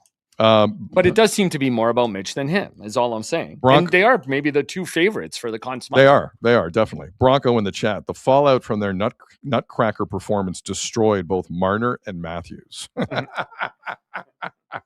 I pretty good. remember the nutcracker performance. for sure. Good buddies. Good buddies. Anyways, the Marner thing is just, he's put himself in a lot of these situations where he has to answer for stuff he says, people around him says. Like, it's always been a bit of a mess. It is. Especially with a microphone or with public appearances. But that's stuff where, okay, well, I'll talk about my dark times if we win the Stanley Cup final. He's still terrified of this market, man. It's not even close. Like, neither side has reconciled a thing. Like, some Leaf fans have, and God bless you. But he has not either, man. That's pretty clear to me. Or all of a sudden not performing. And I asked you that, remember last week? Like, if he doesn't have a point in the Stanley Cup, can he claim it as still a win? And you would think he would, but I still think he's fine. Like that, but in his head, he doesn't think so. No, he has to win the cup before he criticizes Toronto or the organization again. Agreed 100%. He's afraid to do it. Yep. He's won. That's what I was getting at. How you can do it now, bud? To him, he doesn't think so. I agree. Now, the other part of that is maybe you don't want to create like a crazy headline ahead of the cup final. And that I understand. Of course. But I don't know what, I have no idea what he's talking about. So it is what it is. Listen, the stuff that happened with Babcock and all that stuff, we all are on the same page on that. Oh, of course. Like the front lawn garbage, harassing the family. Yeah, not great. And I hope those idiots were punished justifiably. Yeah. But I don't. But again, you're putting yourself in a spot again saying, well, I'll do it if we win. Like, that is weird too. A Shinobi in the chat. It's like a kid that wants attention and acting like it's him against whatever he thinks he's fighting. Listen, I've said this before. Sometimes revenge and anger are useful emotions. Of course. There are people that will debate with you that it's useless. I disagree. Totally would be I motivation. disagree. It can motivate a human being 100% to incredible heights. It could. But I don't get it. I don't get it. All right, moving on here. And then the Ken Hughes. Ken Hughes. Go to Ken Hughes. Yeah, no. I mean, part of me does think, Pelly opened the door by saying he didn't see this train coming when they've been pretty good. And to your point, it hasn't been 9 years, right? So to me, he's playing both sides here, where he's also saying, like, settle down. It's the first year. We took a big step from last year. And last year in that series against Washington, all his top guys look pretty good. I think some of them have 4 or 5 points in a 5-game series. Yeah, they were lacking a little bit, though. No, it was a close series. The first step, right? Like, they played harder than they could. It was a closer series than Carolina. But they did take a big step this year. He wants to make sure they're not going backwards again. Like, hey, give it a chance. These guys are young. It's their first time getting this far. We'll see where it goes next year. But I also think he's doing the opposite of Shanahan, where he's like a bit of a note to his stars too. Don't get too comfortable. Like, this I got to see more from you. Well, I think. But that's through action. Yeah. Like, the Leaf stars got comfortable because guess what? They could get comfortable. Well, and because Shanahan told them to. And Shanahan said, get comfortable. Yeah, 100%. I don't believe Jeff Gordon and Kent Hughes, if they're running the operation in 4, 5, 6 years, are of like mind. No, to your point, if they can make this team better, they're going to make a move. They will pull a trigger. And on top of that, you got, hold on, out of curiosity, now that you've piqued my interest, what is the cap situation with the Montreal Canadiens in terms of their top players and no moves? Did you see Demidov says he wants to get signed as quick as possible? Demidov does not believe in negotiating. Yeah. Demidov's like, I like it here. I want to stay here. Well, apparently he's training. I saw Tony tweet out that he's training there in the off season and everything. That's always a good sign. Yeah. No, he says he just signed me up. Like, I want to sign here right away and for as long as possible. Do you know who has absolutely no movement clauses in their contract? Of course. Cole Caulfield and Uri Slafkovsky. And signed at good money. 7.8 mil for Crazy. Caulfield, 7.6 for Uri Slafkovsky for a lot of years. Crazy. Cole Caulfield is signed through 2031. Uri Slafkovsky, who's 22, is signed through 2033. And by the way, Lane Hudson, no movement. Caden Gooley, no movement. The only guys with like serious no movement, it's Mike Matheson And Noah Dobson has a modified 14-team list.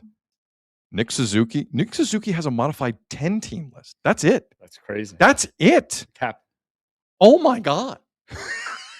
No, this is a great roster if you want to one day send a don't get comfortable message. I can't remember Tell you what that. inside, and they're looking to trade Montebo. Like they're going to have to. Montebo right? has to. Yes.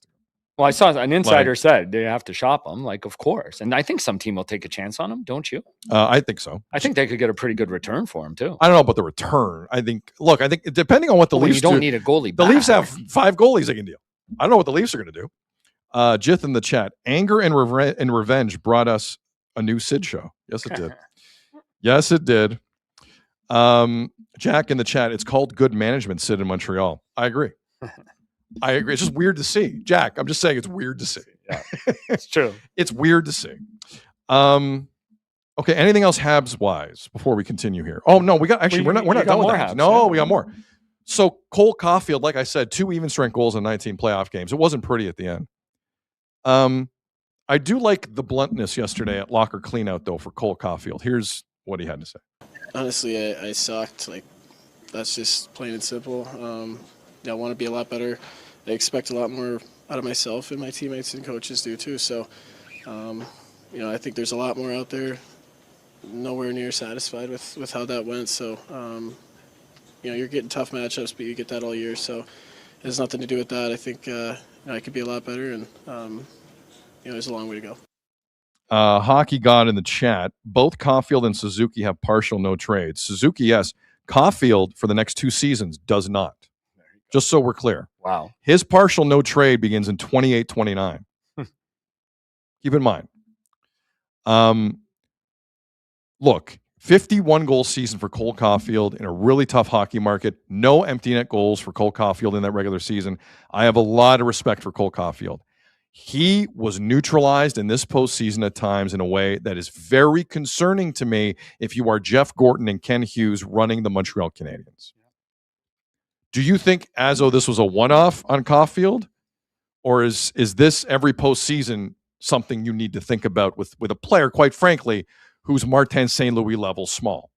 They're the same height. They're 5'8". Do you believe you have to learn how to play in the playoffs? You I do. believe so. You do. Yes. So I need to see more. But that's what I want to hear. I don't want to hear, I think we're right there. I think we're close. Like, I sucked. I got to be better. Why wouldn't you want to hear that? Yeah. I haven't heard it in this market in forever. That's what I'm saying. Like, Yeah. Tavares is always saying, well, we're right there. I feel like we're one step. It was one bad bounce or whatever. Like, come on. Jimmy Chonga in the chat. Habs are too young and small, guys. Nothing wrong with being young. Being young's fine. If they're too small, I don't know. But they'll have to learn. How do you learn being bigger, though? Like that's No. I don't mean learn that. Like if Ken Hughes will learn if they're too small. If Uri Slavkovsky doesn't play to his size, listen, there's a lot of guys in the league who don't. I got no problem with that. But you can't have like a whole top line in that. And someone on the line has to go into a corner. Someone on the line has to win the puck in the neutral zone. Someone on the line has to dump and chase a touch. Just a touch. And I found with that line, it was pretty consistent the whole way. It was like, I don't know what this is about. Yeah. I don't know. But then they didn't mix it up either to see if that's the thing. They didn't Right? mix it up at all. Like, there were no lineup changes in the last game. Like, So, speaking of the Habs cap situation, next season, Brendan Gallagher is $6.5 million on the cap.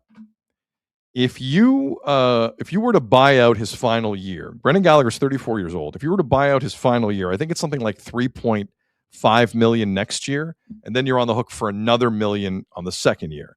So if you're ever going to buy out a player, doing it before they hit the contract year in the NHL is probably the best time to do it. You're going to save money, and it's spread out in a good way, and it actually kind of makes sense. And Brendan Gallagher, if Martin St. Louis is not going to bring him into that Carolina series where there needed any spark, he's not a part of the team going forward. especially in that last game. He's not. And, Brendan Gallagher, he's an extremely liked guy in this organization. He's been with the team forever. Last year, his mom passed after a battle with cancer, and he came back pretty quick. He came back very quick and played. So let's just say the Montreal Canadiens mean a lot to Brendan Gallagher. And Brendan Gallagher, yesterday at Locker Cleanout, had some things he wanted to say. and things got pretty emotional. So I wanted to play this whole kind of 90 seconds for you from a guy who has loved being a Montreal Canadian, a guy who the few times you and I have dealt with him, Mazzo, has been first rate. Amazing. First rate. Yep. I know a lot of people that have bad things to say about Brendan Gallagher. True. And it feels like this is the end of his time. This was Brendan Gallagher at his locker stall yesterday. Almost. So thankful and so fortunate to have spent as much time as I have here. The fans right from day one. It's been truly a privilege to play in front of them. It's an opportunity that not a lot of players get in this league. I've got it to do it for 14 years now, and it's not lost on me. How special it was to call the Bell Center home. The very, very first time I stepped foot in this organization, management, coaches, the teammates I've had along the years, I can't. There's been ups and downs, but I don't have a single regret. So it's pretty clear. I'll be kind of moving on here, but incredibly.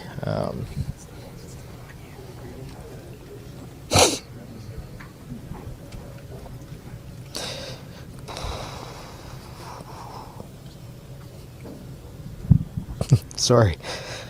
Jeez. No, I'm just very fortunate. What's going through your mind?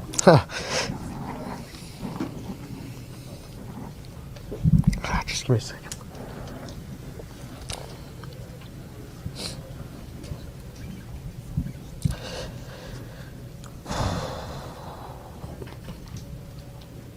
No, I had a thought about my mom.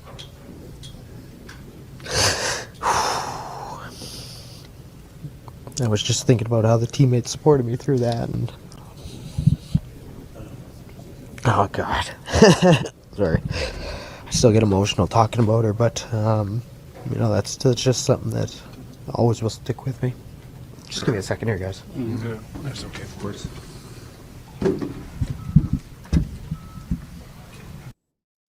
A lot of people in the chat, obviously, with some kind things to say about Brendan Gallagher. Logistically, I just kind of want to read this. This is from Jacqueline.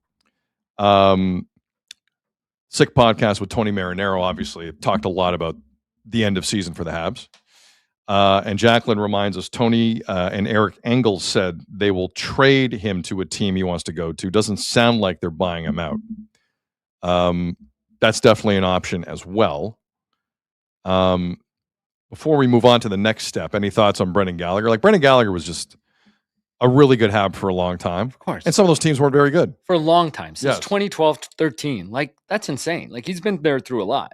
And like you said, personal stuff where you like that run meant something to him, right? Oh, yes. And Absolutely. he knows they're on the up and coming, and it might be sad for him to know he's not like going to be a part of it. Remind me to circle back on Gallagher. Okay.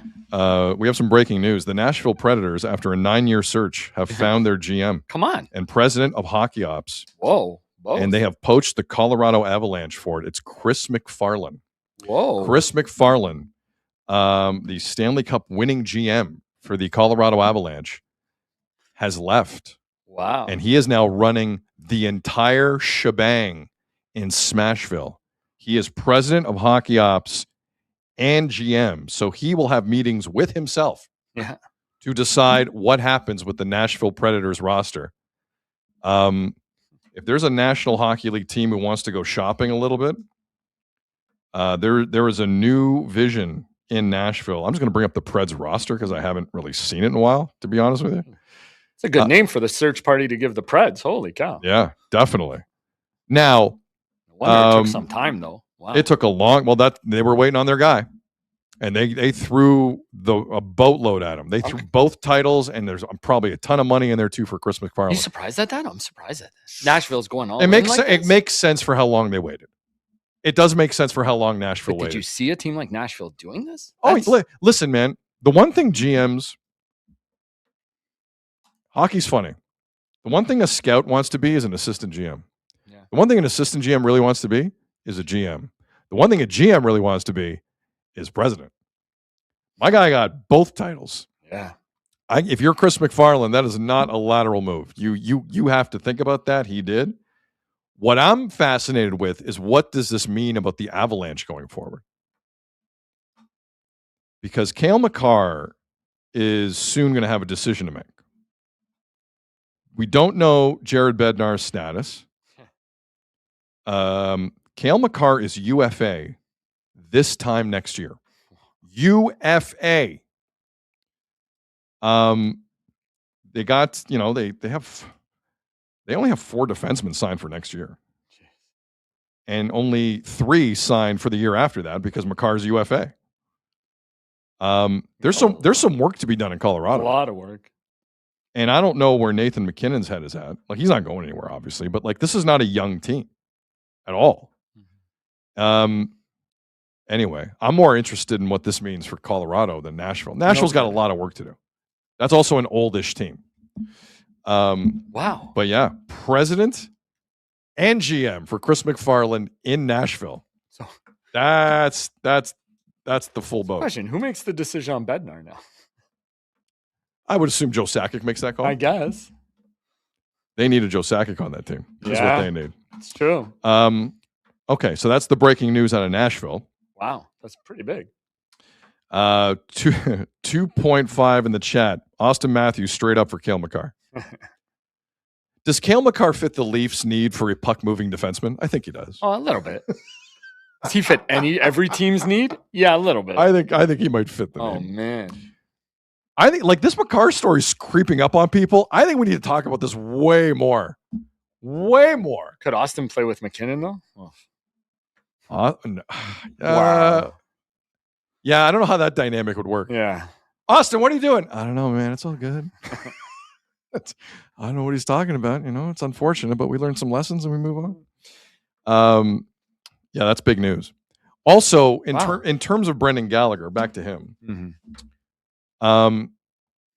He also said yesterday he flat out wants to go to Vancouver. Yeah. If you're the new head coach of the Vancouver Canucks, Manny Malhotra, is that the type of guy you want in a rebuild? Well, because part of me thinks he'd be really helpful, Brendan for the Gallagher. culture and the room, yes. He's the guy you want. Because you're not winning with Brendan Gallagher, but that's not the point right now in Vancouver. For those who missed it late last night, it's official. 23rd head coach in Vancouver Canucks history is Manny Malhotra. Manny Malhotra, 46 years of age. In 2011, suffered a pretty bad eye injury that led to multiple surgeries on that eye. He eventually played again, but not long after that went into coaching. Did some coaching in Vancouver. Got an assistant coaching gig in Toronto. Was rehired by the Canucks and ran the Abbotsford Canucks and won the Calder Cup in 2025 in the American Hockey League. 46 years of age. Ryan Johnson, the new general manager of the Canucks, loves him. Henrik Sedin loves him. Daniel Sedin loves him. Historically, both Sedins love you. Good sign. They are twins. And it's going to be a good fit. Everyone in Vancouver is aligned. That is the smart thing. I know there were Canuck fans who were nervous. I got to be honest. I was a little nervous for you. The longer this went along, where Manny Malhotra was not signed and he was the high-level prospect, the coaching prospect that people knew he was. But Francisco Aquilini did not let him go. They got the deal done. And there's been a lot of things floating on social media about Manny Malhotra, the new head coach of the Vancouver Canucks. I came across one thing that I think is extremely relevant today. So there was a camera in the room last year when the Abbotsford Canucks won the Calder Cup. Now, I have been on record many times as saying the Calder Cup means nothing unless you win it, unless you put in the sweat and the blood and the tears to win it. And I know there's not a lot of people that have kind of heard Manny Malhotra in front of a mic like that as a coach. Because as assistants in the NHL, that's not the deal. But there are moments where you can see what a guy's kind of about. And when you think about the Canucks and the BS that they've gone through, trying to get that room in order for years, that's going to be priority one. Can Manny Malhotra, along with Ryan Johnson and the Sedins, create a culture in Vancouver that is A, healthy, and B, invites people in? Whether it's superstars who've been drafted by the team, creating a place where players want to re-sign, potential free agents, the whole bit. You need a room that invites people in. You need that culture. That's what culture is. Do I want to be a part of that? Yes or no? That's culture. So Manny Malhotra's job is now to create that culture. And when Abbotsford won the Calder Cup last year, coached by Manny Malhotra, there was a camera in the room for his post-game speech. And I think this is rather telling. Because I haven't really heard long-form Manny Malhotra in this kind of environment. When you're listening to this, ask yourselves, is this the type of person that can finally bring a good culture into the room? Because with all due respect to Ryan Johnson, the GM, with all due respect to the Sedins, Manny Malhotra will be in the room every day. He'll have his hands on it every day. He is the first line of defense on that. So can he do it? Well, listen to this. And then get back to me after the clip on whether or not you think Malhotra can help nurture that type of environment in Vancouver, an environment that has been laced with Quinn Hughes and Elias Pettersson and JT Miller and mistrust and pissiness and lies and just ego. And it's not been good. Now, 31 other teams have to deal with that garbage. I understand it. But for some reason in Vancouver under Jim Rutherford, it's run amok. And that's partly Rutherford's problem as well. I have not been a fan of how he's run the organization. But things are changing. So this is Manny Malhotra after winning the Calder Cup last year. Is this the guy to bring in a different culture into Vancouver's room? To hear it, I'm going to say it. You don't want to hear it from your parents, you don't want to hear it from your significant other, you don't want to hear it from your buddies, but I'm going to say it anyways. I told you so.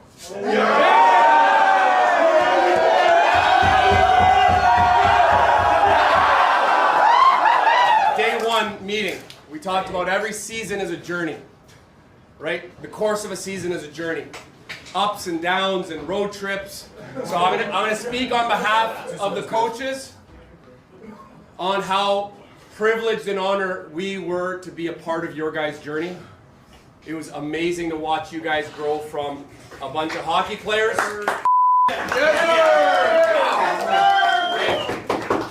Hey, you guys grew from a bunch of hockey players into a team, into a family, and into a culture. What you guys built is really special, and you should be very proud of what you've done. When we started out and we looked at this board, that's a daunting task. That's a daunting task.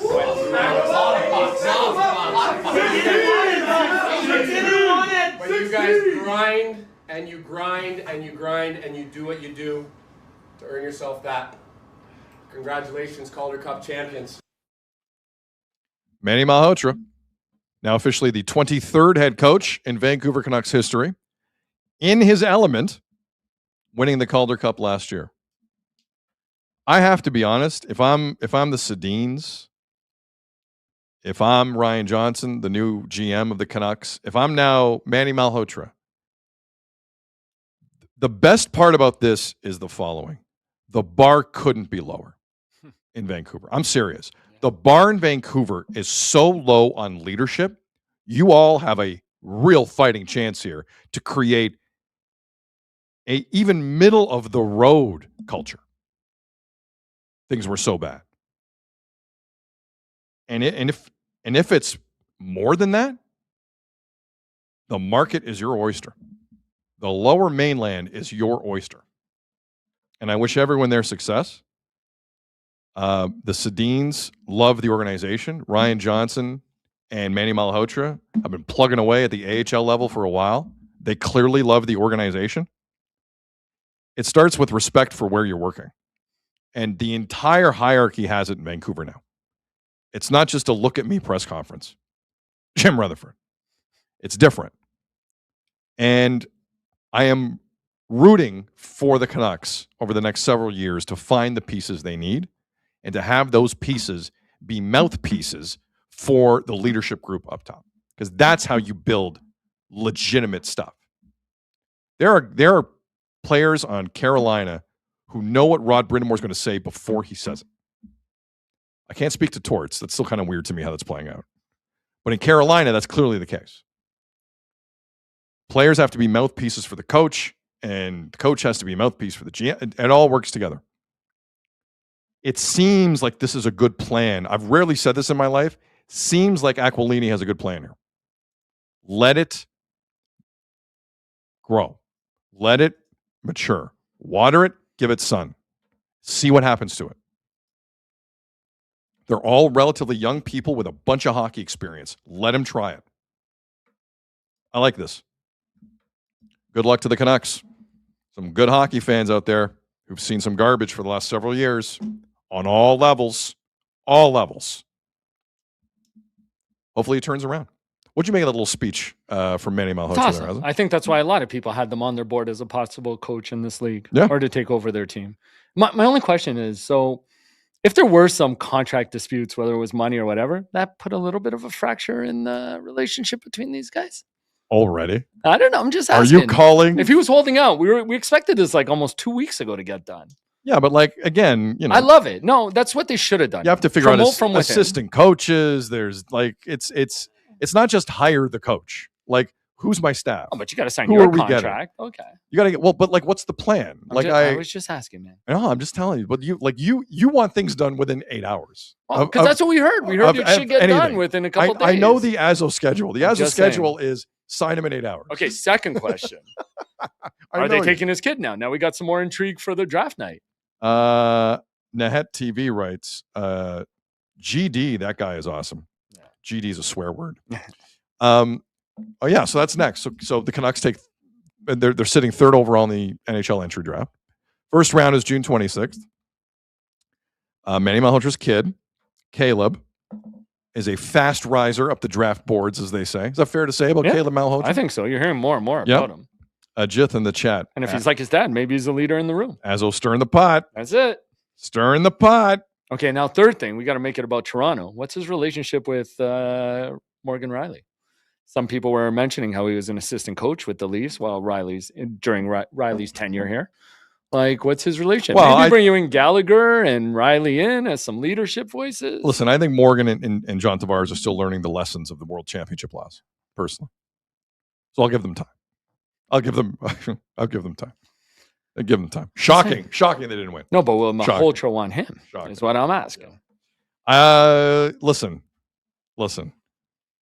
Morgan Riley, with all due respect, that's still 4 years at decent money.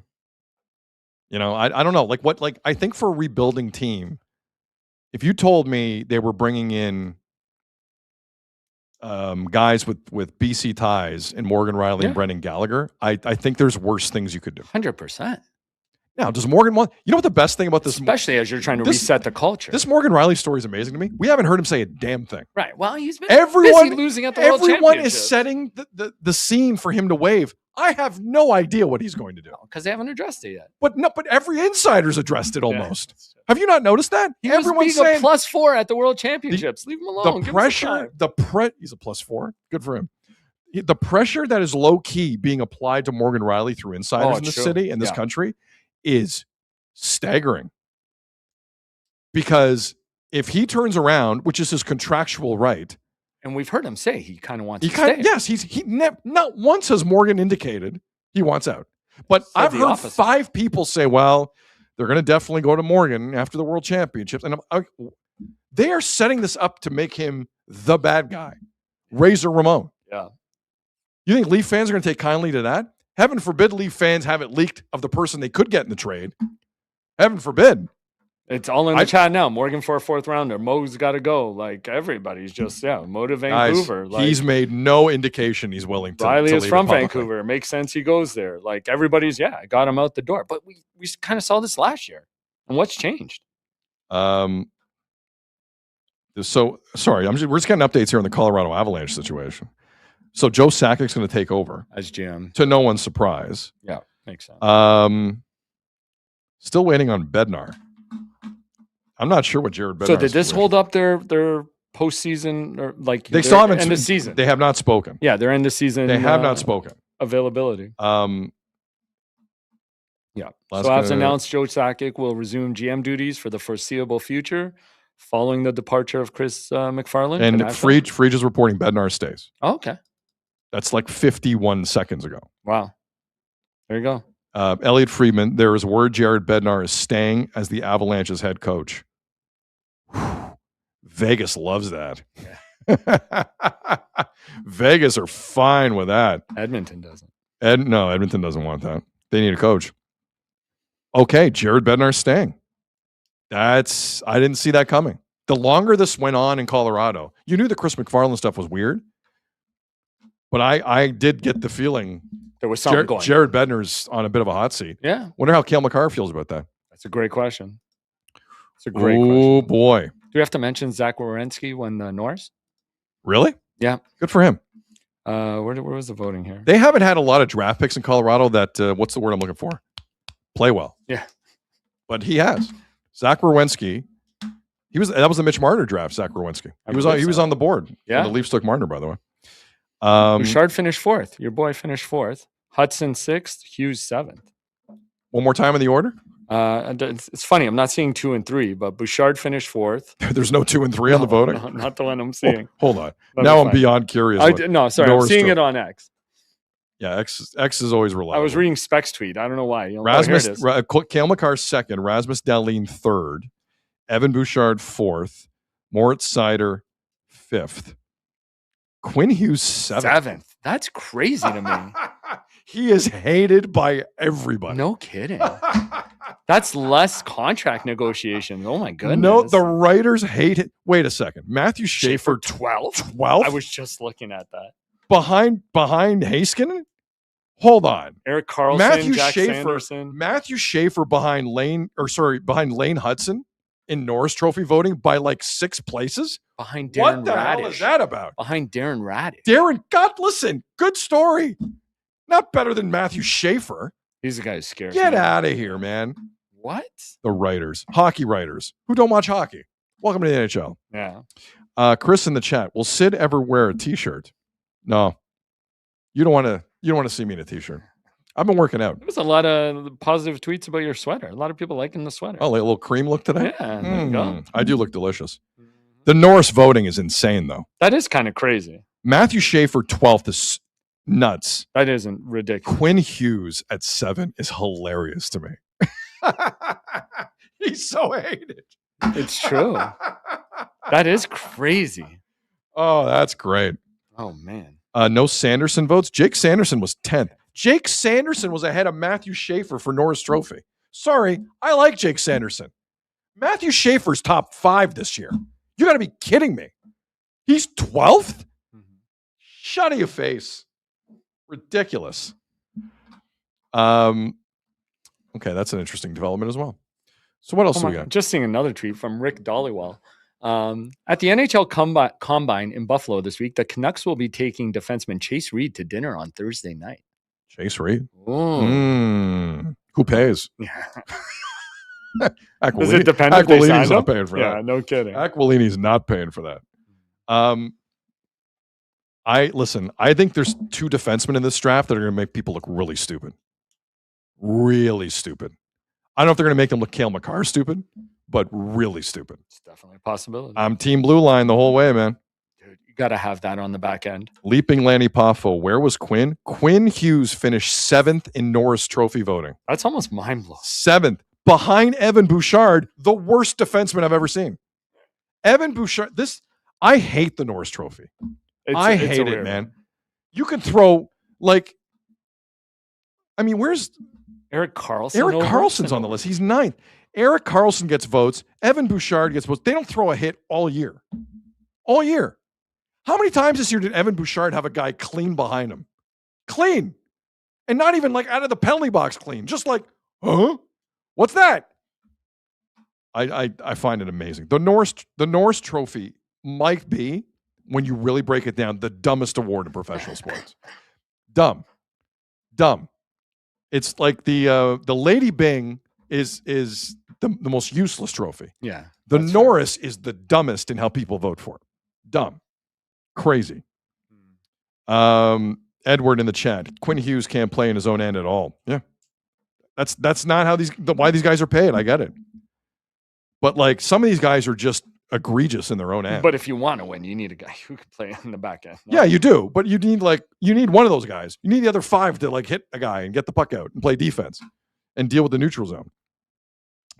I usually don't get that hot and bothered about NHL award voting. It's a little bit ridiculous. That one was crazy to me. Okay. Any other hockey Manny Malhotra No, I stuff? think that's it. Are we good? Yeah. Because the NFL was drunk yesterday. Oh. We kind of knew it was coming, no? Well, one of them we did. We definitely knew the AJ Brown was coming. Yeah. Because the Patriots wanted to I think they cut the salary in half by doing that. And we knew it when the Eagles selected a wide receiver with their first round pick. Correct. Okay, so 2 NFL stories broke yesterday. We are 99 days away from opening night, Seahawks Patriots. We're 99 days away from the start of the 2026 NFL season. First crazy trade, Myles Garrett, who got everything he wanted from Cleveland and still got traded to a contender, was dealt to the Rams in a year where Los Angeles is hosting the Super Bowl. The Rams acquired Myles Garrett, the best defensive player in the game, and the cost was pass rusher Jared Verse and 3 draft picks. A few hours later, A.J. Brown was traded by the Eagles to the Patriots for a first-round pick in 2028 and a fifth-round pick in 2027. As a long-term, which one of those 2 NFL moves yesterday will have the bigger impact on who wins the Super Bowl on ESPN in 2027 in Los Angeles? Long-term. Long-term. What is the bigger Super Bowl move? I don't think either of these are long-term, although I see Myles Garrett aging okay. But No, okay, by long-term, I mean to this season, the Super Bowl. Sorry. That's what I mean. Yeah, I think the Patriots are trying to escalate or advance their run after last year, right? They had to get him somebody. So I think this was always in the cards for them to try and get him a number 1 receiver. They're trying to push forward what they did last year, which a lot of people didn't see coming, right? This is the Habs, like trying to make a move to try and get them over the hump and get there. But they got dismantled in the Super Bowl. They did. I mean, if the Rams weren't the favorite for the Super Bowl before this, they got to be now. But also, like, the Rams were like 1 defensive player away in the NFC title game of wrapping that up too. For the last couple of years. Like, you would think Myles Garrett would have helped against Sam Darnold. Yeah. Like, you would think. So but the Garrett thing, let's remember Myles Garrett, best defensive player in the league. Not that long ago, says, I want to be traded. I want to go somewhere where I can win. And then signs a big bag. So he signs a huge contract. Yeah. Huge. And he deserves it. But he signs, and then he goes, I'm fine. Last season, that team is so ridiculous. He just pins his ears back and goes for the sack record every snap. Gets it. And he gets it. And then he still gets traded to the Rams. Myles Garrett has pulled off just the best move with a franchise that has no idea what it's doing. Or did he help Cleveland out with this? In what way? Well, he signed his big contract, but then he says, let me play, let me get the sack, and then trade me for a whole loop. But he was in an environment where he was allowed to go after that record. Yeah, the Rams are not going to let him get that record. But that's what I said. When you can trade for the sack leader, why wouldn't you ever do it? But he got all of it. When I'm saying he gets the best of every world, for Myles Garrett. Best defensive player in the league, biggest contract, gets the record, goes to the Rams in a year they could be hosting the Super Bowl. They should be. They have one goal. They got to be the favorite now. The LA Rams have one goal. They're not messing around. Yeah. And he just it's all of the net positives for Myles Garrett. The Browns have no idea how to have any level of sustainability. Now, Jared Verse is a good player. Well, apparently they didn't even want to include him in this trade. This is what happened. Some stuff I was reading, I don't know how much factual truth there is to this, but they were working on this trade at the draft. And that's why, you know how it seemed like they weren't really prepared? Coach, McVay was kind of drawing a blank on why they chose Ty Simpson and didn't see, but because that was supposed to be, that pick might have been included in the Myles Garrett trade. That was something they started working on that day. And then they decided to take Ty Simpson because they knew if this trade ever got worked out, they were giving up their first round pick for next year. So they tried to get ahead of it and tried to draft a quarterback this year with it because they knew they were working on this trade and were going to give up their first round pick next year. Chimichanga in the chat. The New England Patriots have retooled quicker than any organization I've ever seen. Bills missed their window. Well, but they got lucky. You landed on a really good QB. It's a hard truth. But you got to land on the right QB. They did. They got lucky. See, Drake May. Yeah. What part of Drake May's season do you remember the most? Because I remember the guy who couldn't do anything in the Super Bowl. Yeah. Like, I feel like it's really early with Drake May. It is. Like, it is. I don't want, like, I feel like But it's I don't think we've all- seen all facets of his game. Okay, maybe that's the case. All I know is that wasn't great at the end of last year. It wasn't. And Seattle have a fantastic defense, and I understand it. But I was looking for like just a little bit more.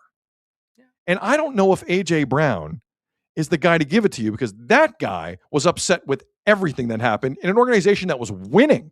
You're telling me Mike Vrabel, because of their Tennessee days, is going to keep A.J. Brown happy? That's one of the biggest complainers in sport. This is like the Stephon Diggs thing, right? For a year or two, they're motivated, so you get the best out of them, and then it's time for somewhere else. These guys sometimes they have a shelf life of 1 or 2 years in every market.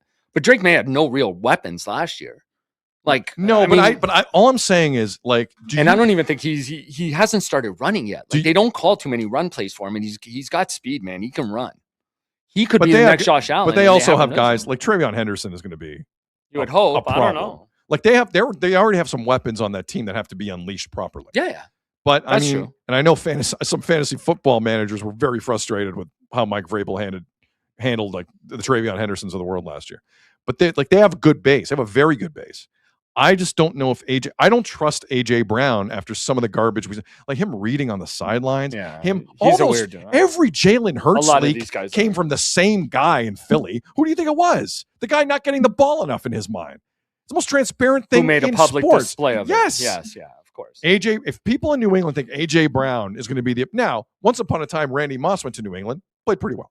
Like New England have a history of taking some wide receivers in pissy moods and having good success with them. I understand that. I just don't trust AJ Brown. Yeah, the kid wants to remind you, Vrabel apparently can keep a lot of people happy, Sid.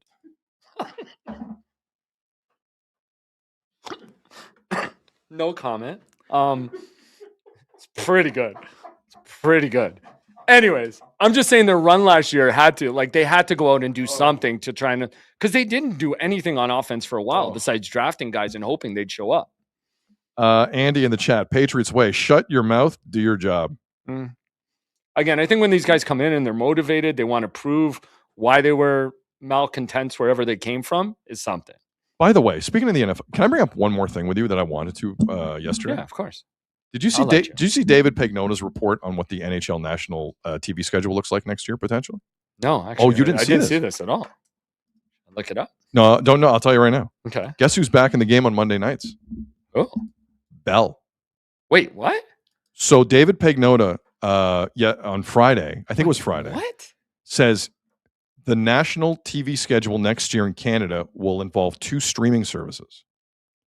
Bell is back in on Monday nights on Crave. Crave? Yep. Crave really making a push, huh? They want to get Crave going. Yeah. Now, Crave with heated rivalries doing pretty well from what I can tell. True. But they want to put hockey on there. Mm-hmm. So Monday nights, Crave, National Hockey Night. Duthie and those guys are back in the mix. Wow. Wednesday, Amazon. So Wednesday night hockey? Thursday, Rogers. So that's Sportsnet. Yep. So Wednesday night hockey no more because Rogers had that before. Yeah, let me make sure I got that right. Okay. I'm pretty sure it's shifted. Wednesday night is moving to Amazon. Thursday night, Rogers, and then hockey night, obviously, on Saturday. Wow. But 2 streaming services now throughout the week. Now I know why the schedule went from 82 to 84 games. Yeah. Because now Crave and Amazon are dying for the Leafs to be on the streaming service. Mm-hmm. There's only so many Leaf games. Like this is like I'm not really sure what this is about. The other thing is, like, I haven't seen the Monday night football schedule or the Thursday night football schedule as of. A lot of people in Canada like National Football League action. Yeah, they sure do. Like, if you're going to give me, with respect, if you're giving me Canucks Flames on a Monday night in November against a Monday night football game, all day. I don't know what that's going to do for me. No. Now, It's a tough night. And as we saw this season, and Amazon got caught with this, despite the fact Amazon are doing a great job, shout out Anna and Burke and the whole crew and Andy. Yeah. There were nights where it's like, oh, okay, we have the Flames and the Canucks. Right. Like later in the year. Right. Which is a dog's breakfast. Like, it's an interesting play. It's an interesting play to me. First part of the season, you are fighting the NFL. On 2 nights. On 2 nights. Yeah. You're weird. fighting the NFL on 2 nights. And Bell's fighting themselves on the Monday. which I found interesting. They're the NFL. Just try and think how you can make that work. Should it be Tuesday, Wednesday? But I have to say, Friday, Saturday? but in terms of Rogers paying the $10 billion for this, like obviously they had a plan, and it was to sell off to Bell. Yeah. Oh, like that makes complete sense. I don't know how much Bell's paying for it exactly. Well, no one and really Amazon. knows. Amazon's still in the mix. Yeah, no, but I'm saying they sold that off For first. sure, for yeah, sure. Yeah. But They're selling to more and more streaming services now. But it is an interesting move. That is very. 4 national nights, 2 Rogers, 1 Bell, 1 Amazon. And switching their own night, Rogers. That's like besides Saturday. Into a football night. Yeah. They're switching from Wednesday to Thursday nights. And that Thursday night schedule is way better than it used to be. It's not the first year where Al Michaels is falling asleep next to Herb Street. Fascinating. But listen, as just people are reminding us, Raw's on Monday night too. Is Danhausen the Monday Night Raw? Yeah. Is he a Raw guy? I think he is. Oh, yeah, okay. yeah. So now you have to pick between Danhausen, I know, NFL football. Well, if he curses the other two, it's done. Anyway, I wanted to get that. I was totally fascinated with that one. I didn't see that at all. Fascinated with that one. But as just a fan of hockey, I am glad. Like Bell does some of the best hockey in the country at times. I think I don't have to say anything else. Past that, for sure. I think we're aware of what I'm saying. Yeah. So without a doubt. The fact that they're kind of back in it that way, I don't know what it means for the playoffs. I don't know what that deal signifies, but it's interesting. It's interesting. I totally I don't know if Bell's getting playoff games with that deal. Very interesting. We'll see. You mentioned heated rivalry. They won a bunch of CSAs. They had for sure. But the one thing Hazel May won. Since we always talk about her and the Gatorade, I wanted to shout her out for the Gordon Sinclair Award for Broadcast Journalism. Huge. She won. That's a huge honor. Yeah, it is. Huge honor. And Good for her her. speech was great. It's posted on socials. I suggest people go check it out. It's amazing. And she mentions the Gatorade right off the top. Oh, you know what? The last one I saw with Hazel, do you remember the one with Miles Straw? When Hazel was wearing the white outfit? And then they dunked once. I forget who it was. They caught her. But then Miles Straw came in the second time when Hazel wasn't ready. Come on, man. Like enough. You're not a good enough team to be doing garbage like that. I know. Do you know how much of a professional Hazel May is? That's what I'm saying. She deserves that award. Someone needs to tell the Jays understand how the broadcast. respected Hazel May is. Because I don't think they get it. And I'm not surprised they get it. Professional athletes don't always go to Ivy League schools. I get it. And someone explain to those guys who she is. Because they don't know. And go watch that speech. She shouts them all out at the end of her speech. It's amazing. It's insane. Congratulations to Hazel May. That's great. Do 2 quick secs on the Blue Jays? I got nothing right now. Go ahead. So I was looking up reliever appearances this year. The league average, wait, where is it here? 193 relievers used so far this season. In all of baseball? In all of baseball. Okay. The Jays are at the top of the list, having used 227. Say that again? So the league average of relievers used so far this year is 193. Sorry, you said league average. Yeah. 190. Is that sorry, I'm confused. Like relievers being used, like relievers being called into the game. Like how many appearances relievers have made. So those are appearances. Appearances. Okay. Jays are over that by a ton. They're first in the league with 227. I'm not surprised. Are you surprised by that? And I'm not surprised at all by that. They're second to them is Cincinnati, who has 217. So 10 more appearances on the whole season then. Man, I don't know what that team's going to look like. 34 more appearances than the league average. The Toronto. Well, here's what I don't want. When you're missing starters. I don't want the Blue Jays crying me a river in August when that in over his head manager John Schneider is starting to tell the media, you know what, the guys are they're drained. The bullpen's drained. You're the manager. Of course they're drained because you don't know what you're doing. I don't want to hear that in August. You come to grips with that now. And Ross Atkins specifically, come to grips with it now and make a move. You got to find 3 more Patrick Corbins. Do it. But this sitting on his hands with Atkins should be one of the biggest stories in the city right now. And I don't know why it isn't. Second stat I'll give you: losses in relief. Losses they've suffered in relief. They're tied for third with 15. Who's worse? The Detroit Tigers. They suck. Tigers suck. 17. Kansas City Royals 16. And the Jays and the Angels have 15. Wow. That's who you're paired with. Like you're with the Tigers, the Royals, the Angels, and the Nationals. Sean in the Yukon in the chat. Hey, Atkins, do something. Yeah, seriously. Agreed. Starter or bullpen. Like, come Anything. on. How about anything?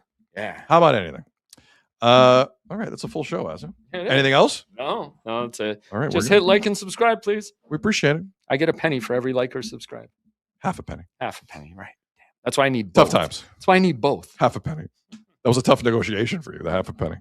Our apologies. We wanted to get to Anthony Santander, but we ran out of time. On behalf of Azo and everyone here at Sick Media, I'm Sid. You've been watching and listening to the Sid Seixeiro Show, powered by Sick Media. Enjoy the rest of your day. Let's see what tomorrow brings. Take care. We'll talk soon.